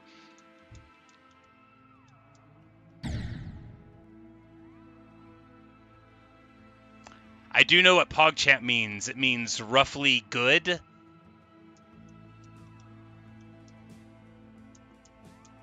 Because I worked with a kid, I worked with a guy, he's an adult now, I shouldn't be so dismissive, it's rude. I worked with a guy, and he would sometimes say PogChamp out loud, and I demanded that he explain himself, and he did. But, you know, just, he would just say it, you know, in response to some other thing, you know, like, hey man, can you go get a box of fries? And, like, I'm sure not... I don't even think he was using it right. I just think he really liked saying it. He would also occasionally walk away and go, swag. Just like in that tone, like a little drawn-out swag. He's a great dude.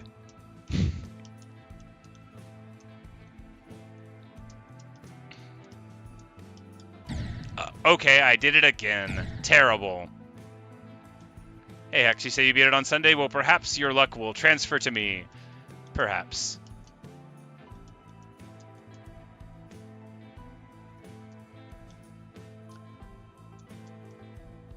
One day, do I think I'll do a Minecraft server? I don't know. Probably not. I I'm weary of bringing people together in an unmoderated space, and I don't want to do moderation myself. It could be super cool, but like, look, every time I heard about Minecraft, because I only started playing a year ago, every time I heard about Minecraft, it was like on the news, right? And I sit before you, a guy with a fine mustache and collection of books, who never ever wants to be on the news. So, you know, I don't think I'm gonna set up a Minecraft server. You know, just furnishing a space where people do bad things is enough to be associated with a bad thing. And the internet makes me just like super nervous, man. I don't want to... I'm 38, right? I've been alive a long time, and the internet's always been super sketchy. But this is like the first time that like my face and name and like, you know, Google knows who I am and stuff. Like, and moreover, like it would be very easy to see who I am from any person who's ever met me, even without my face. Even if you just wrote down the way I talk, and like that bit I was doing earlier about books, every single person who knows me would be able to say it was me, even if you didn't tell them it was someone they knew. So, you know, I'm sounding too paranoid about it. Really, it's just that yeah, it's just like I said at the beginning. I worry about bringing people together in an unmoderated space. I worry so much that I don't intend to do it. Which is sad, I guess. I mean, I know it is sad because I think it would be super fun to do, but it's also just like, I kind of don't want any part of it. Because you never...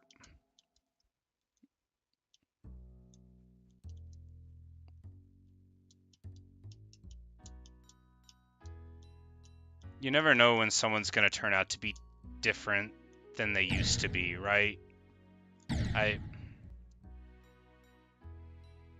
You just never know when something could go wrong with somebody that you trusted, even. So anyway, sorry.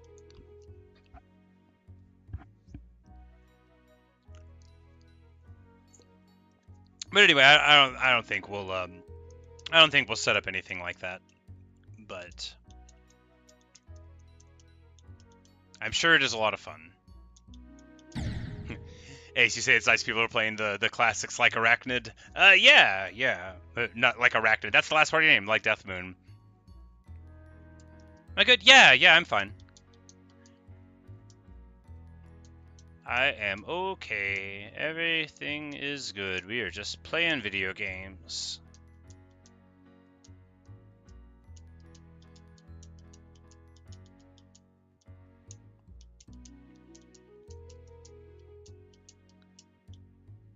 I'm not gonna beat this today, am I? I'm not gonna beat this ever. Nope, not gonna say that. I am gonna beat this someday. Just not today. Just not today.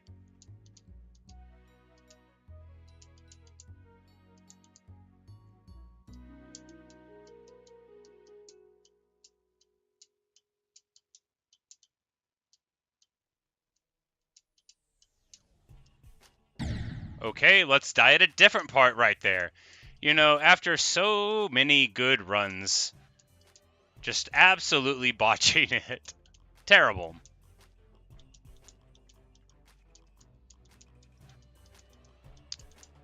Hello, Banana. And welcome.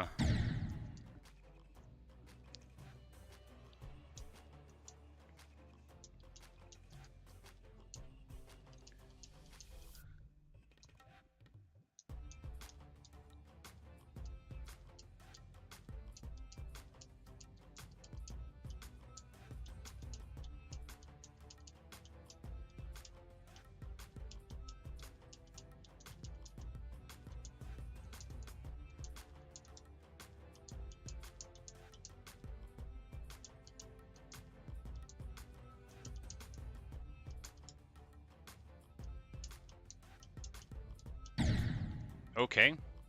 We're back to dying on the easy wave part. Great. Amazing! You finished your extreme demon level, but now you have to verify it?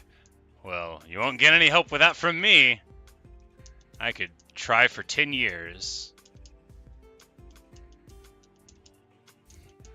Verifying is when one single person beats it, right? To enter it into the greater system, if I understand the terminology.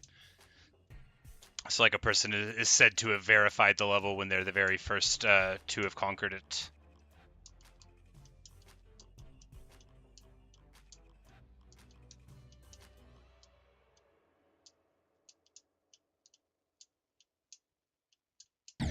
Okay, bad.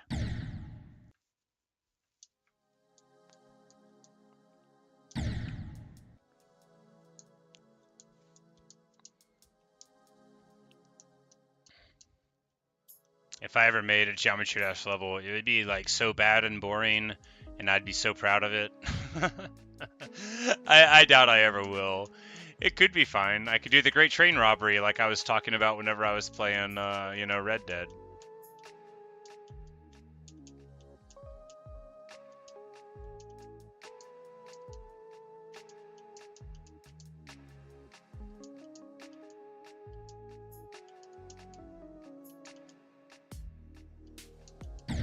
Okay, let's just die there twice. Terrible.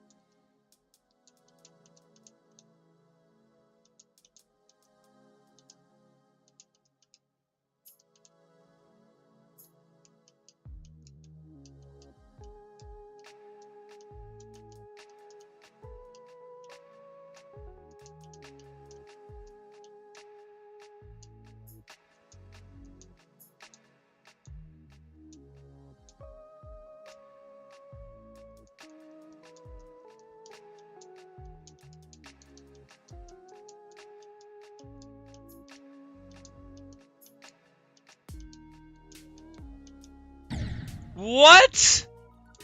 No. What? So I hit the UFO such that I didn't hit the original pillar and slide, because you can slide that whole way down, and I always have done so. I had just enough to go over it and then hit the connective thing where if you don't slide on the top, you don't.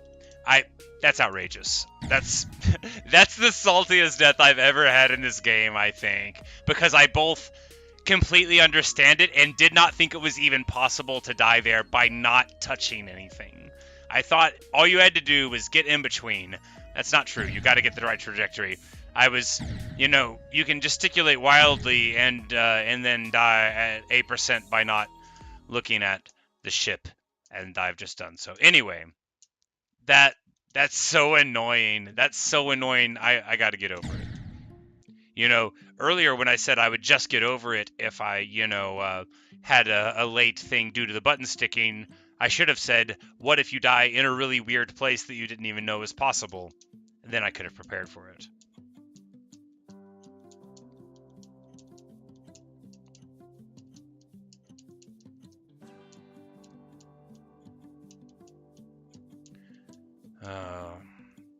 Anyway, I need to make some cookies. I need to make bread. I need to cook. I've been saying that a lot. I'm gonna cook tonight.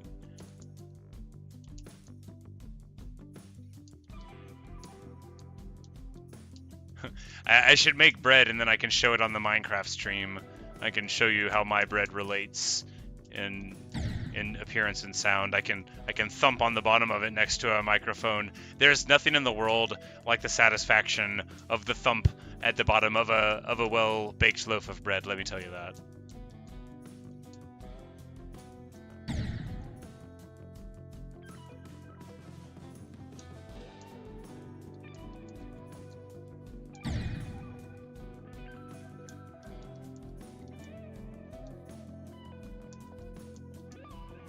Yeah, it's like I don't consider it like an unfair death. Like, look, it totally makes sense, you know. Just normally, if you know, because you can just do the input at the wrong time, right? If I had hit it probably just a couple of frames differently, I wouldn't fall that way, because I've been in that section a lot. I mean, hundreds and hundreds of times, right? And I have absolutely never died right there.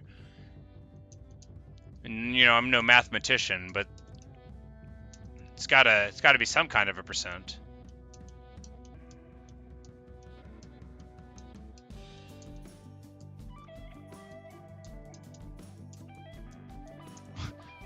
I'm no mathematician. Pretends to not understand how the words related to numbers work, as if that's what a mathematician does.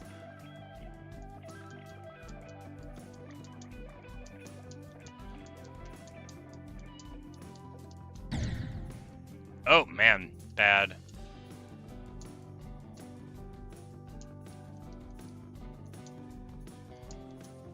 Yeah, for sure. The required path requires do nothing. It's just, you know, if you enter the path too late, then that's fatal, just like trying to enter too early and hitting the spike on the side would be. Or the spike...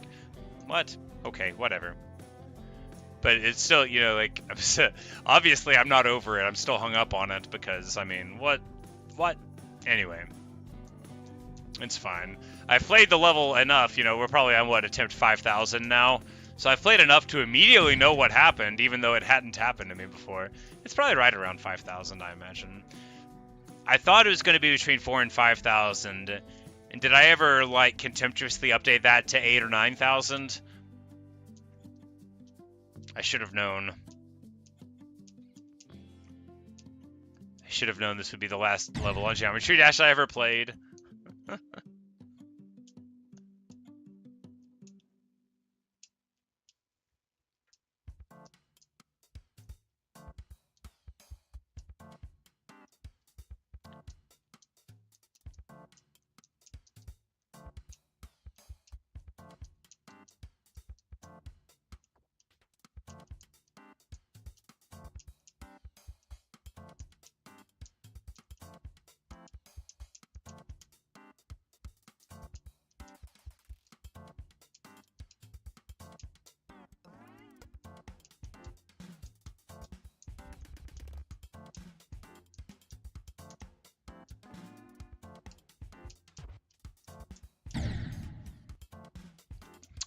Great. Fantastic. Wizard.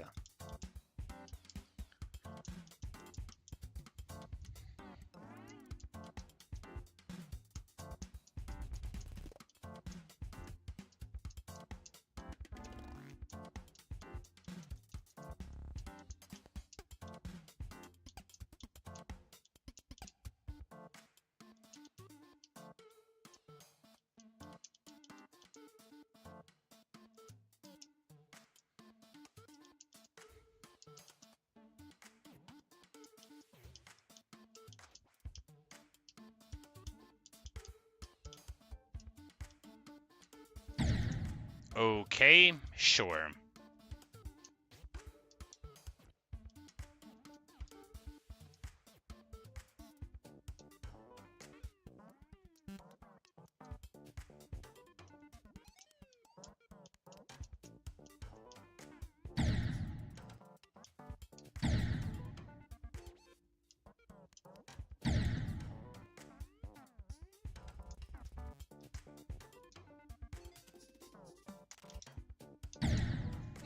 Okay, let's just evolve it and not even be able to do the beginning anymore. Okay, but unironically.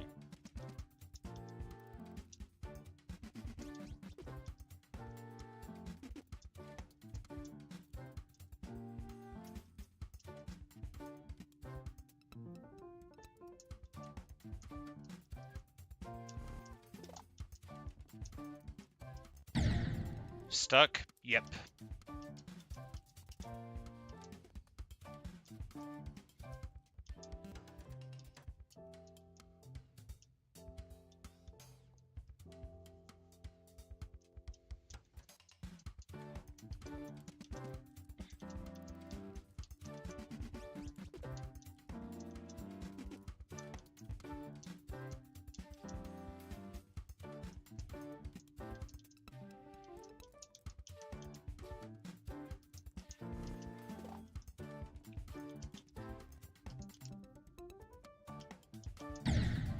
man. Okay, that works too. Okay.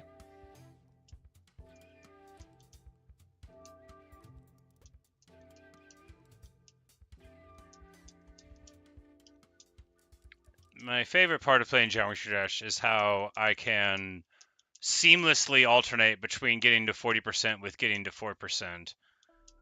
With absolutely no time needed to change tires or, you know, anything like that.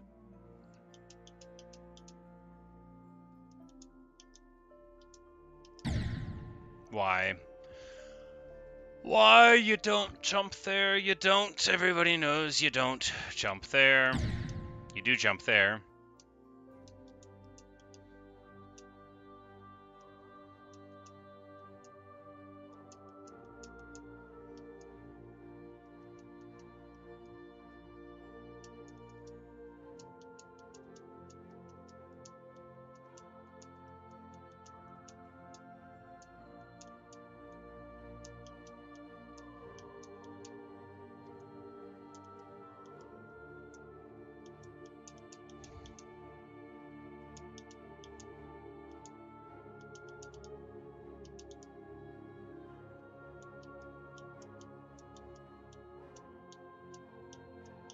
Ah, man.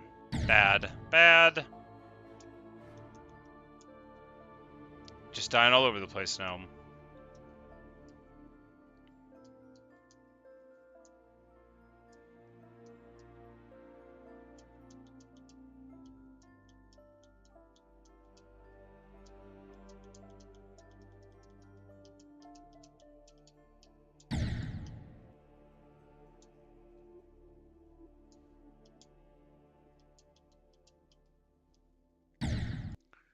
Although I've been playing for almost 400 attempts already. Well, you know, this is attempt 5025.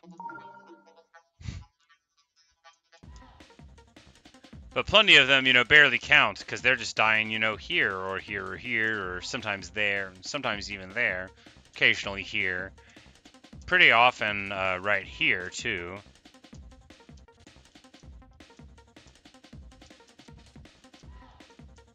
Yeah, whenever I say I don't think I'm going to beat it, I feel like you lacked perspective on how bad I am.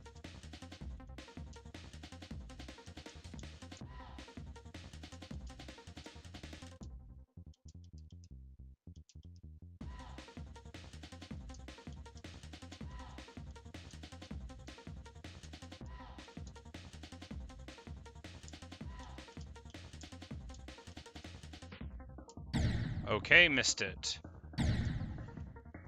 Hey, Evan, how's it going?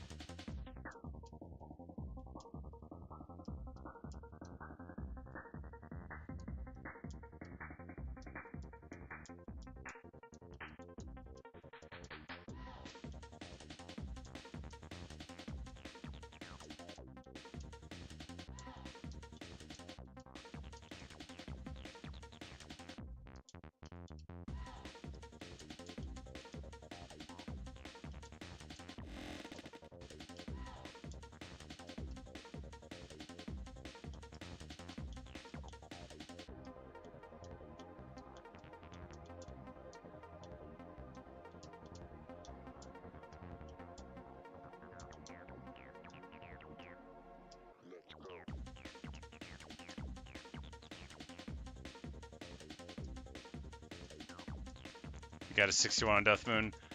Yeah, well, I'm just barely ahead of you. Yeah, 61. All you got to do there is, you know, hold through that box jumping section, right? Okay, you can die there apparently. Good for me.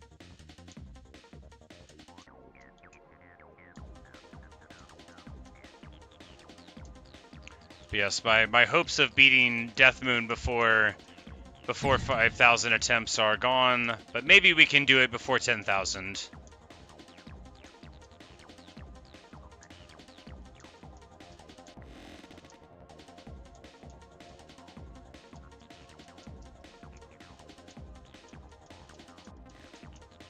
Okay, crashed.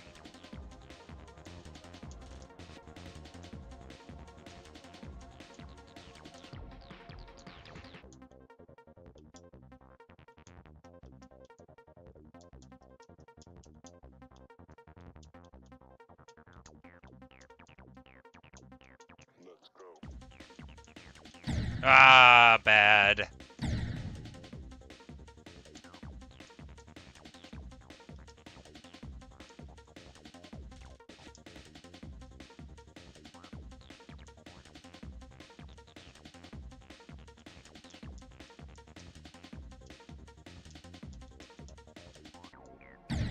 Okay. Oh, I was stuck.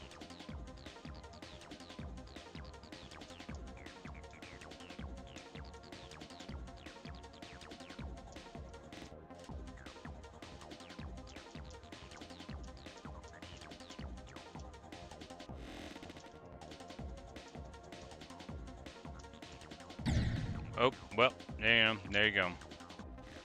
There you go. Okay, we died there too.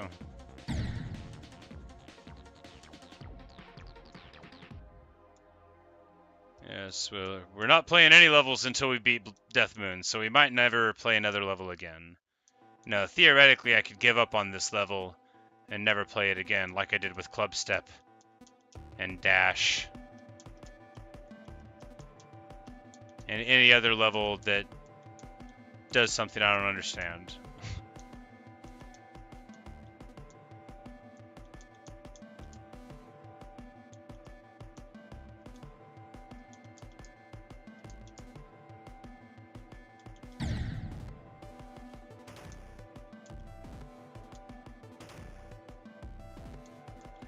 I have never taken a break from a level in the history of Geometry Dash.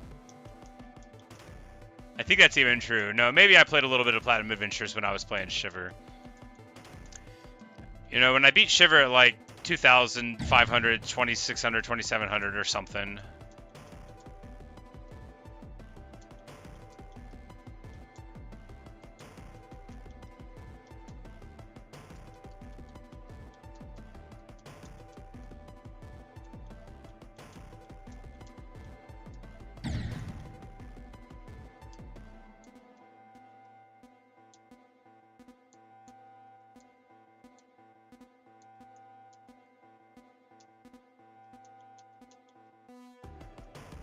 Bye, Evan.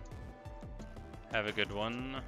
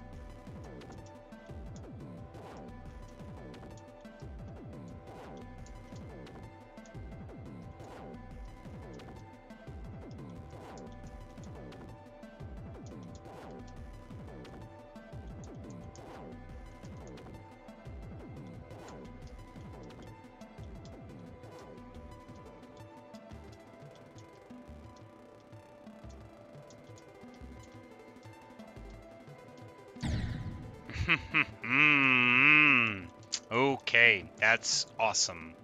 Look, I was just gonna die somewhere later anyway. It's fine. I don't need to get upset about it. It's just a 29.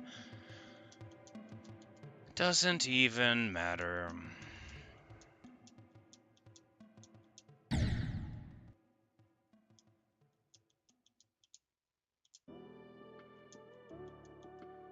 Plus, I kind of like the idea of only playing this level for the next 10 years of life. That'd be nice, you know? Maybe I could play Death Moon 50,000 times before I beat it. I don't know if 10,000's seeming like a doable number anymore.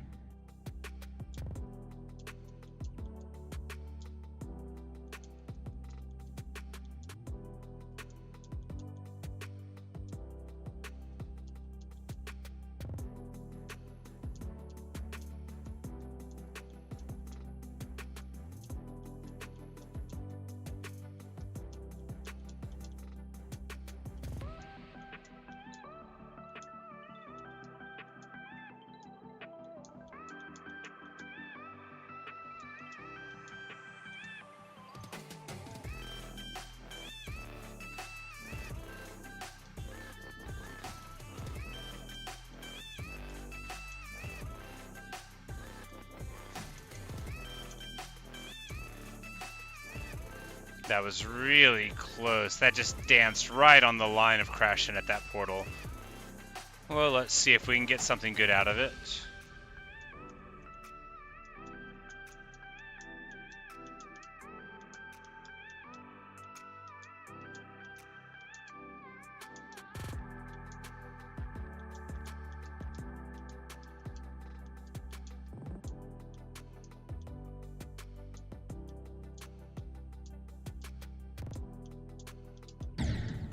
What?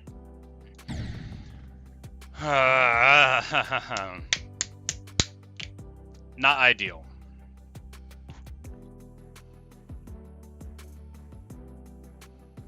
Not ideal.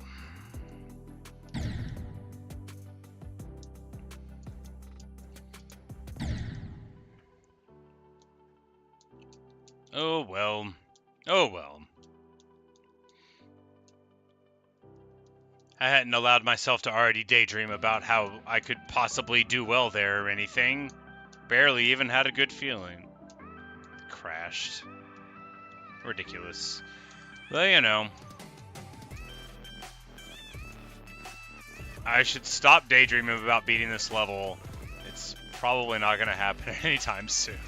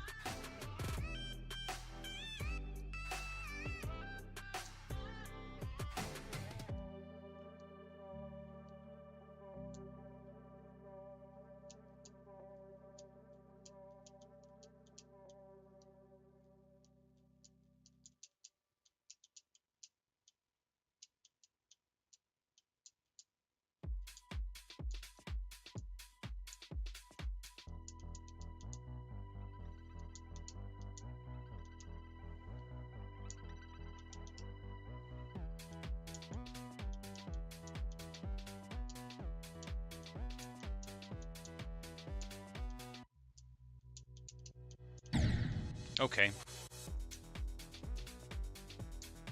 Sure.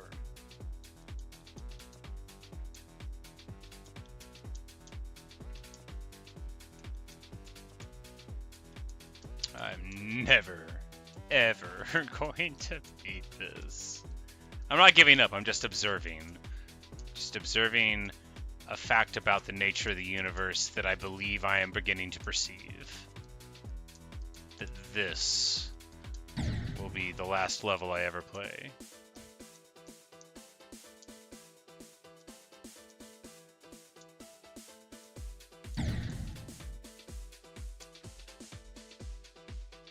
But I do like it, you know. I'm not like upset that I'll never beat the level. It's just beginning to sink in now that I never, ever will beat this level. Now that I say it, yeah, it's probably true, huh? Yeah, probably.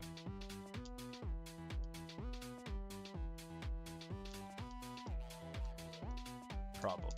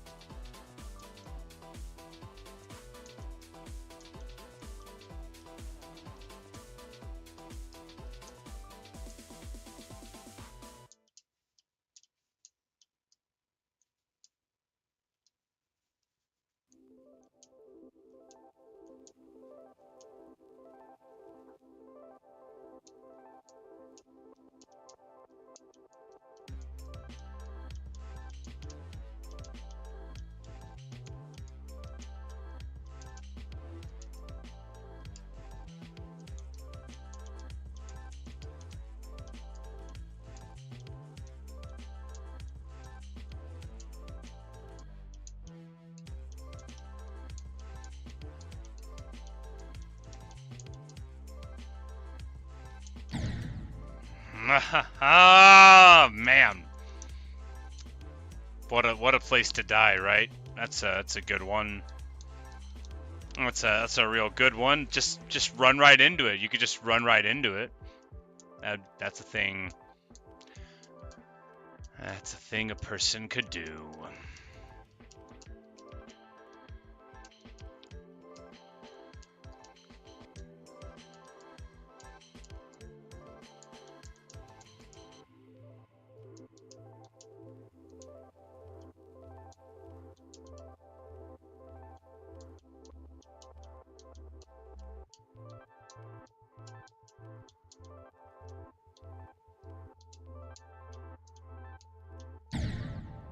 Okay.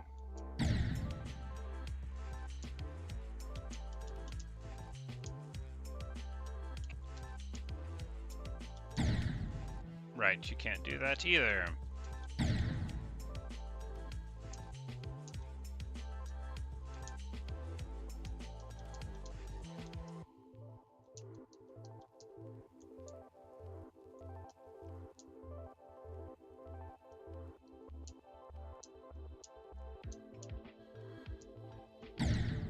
Okay.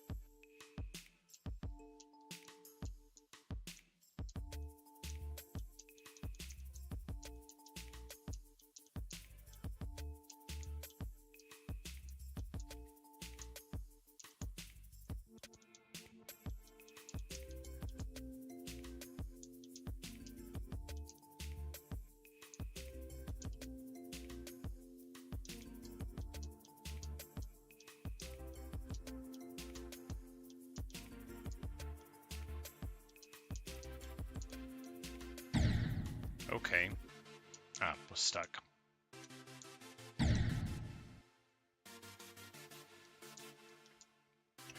Whatever.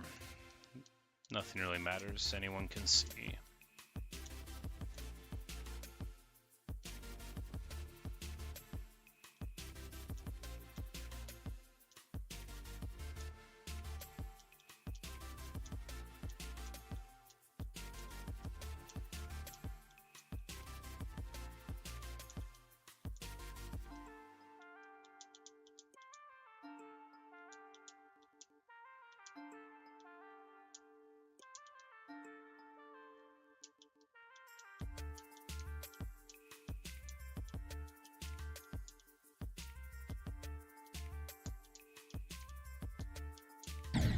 Okay.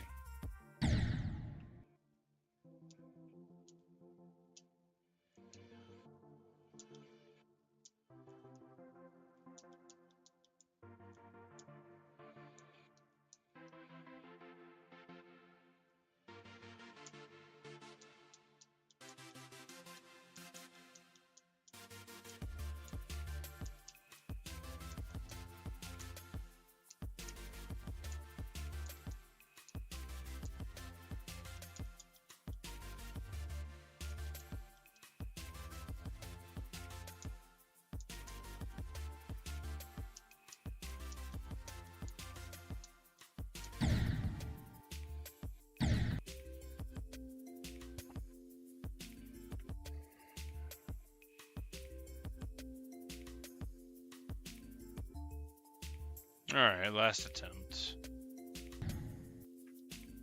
Either we beat it now, or I don't know if we're gonna play Geometry Dash anymore. At least I don't have any immediate terms to play this game ever again. So, maybe we'll beat it right now. I doubt it. But anyway, thanks for watching. Thanks for listening. Really hope you've enjoyed this episode of me quitting Geometry Dash. And that's that. Alright, so 5,075 attempts on Death Moon, 42,496 jumps. 64%'s the best. I don't know when I'll play this game again. It might be tomorrow. It might be tonight. It's not going to be right now. I'm over it. So, see ya, Ace. See ya, anyone else who happens to be around. Hope you guys have a good day. Yeah. That's it. See ya.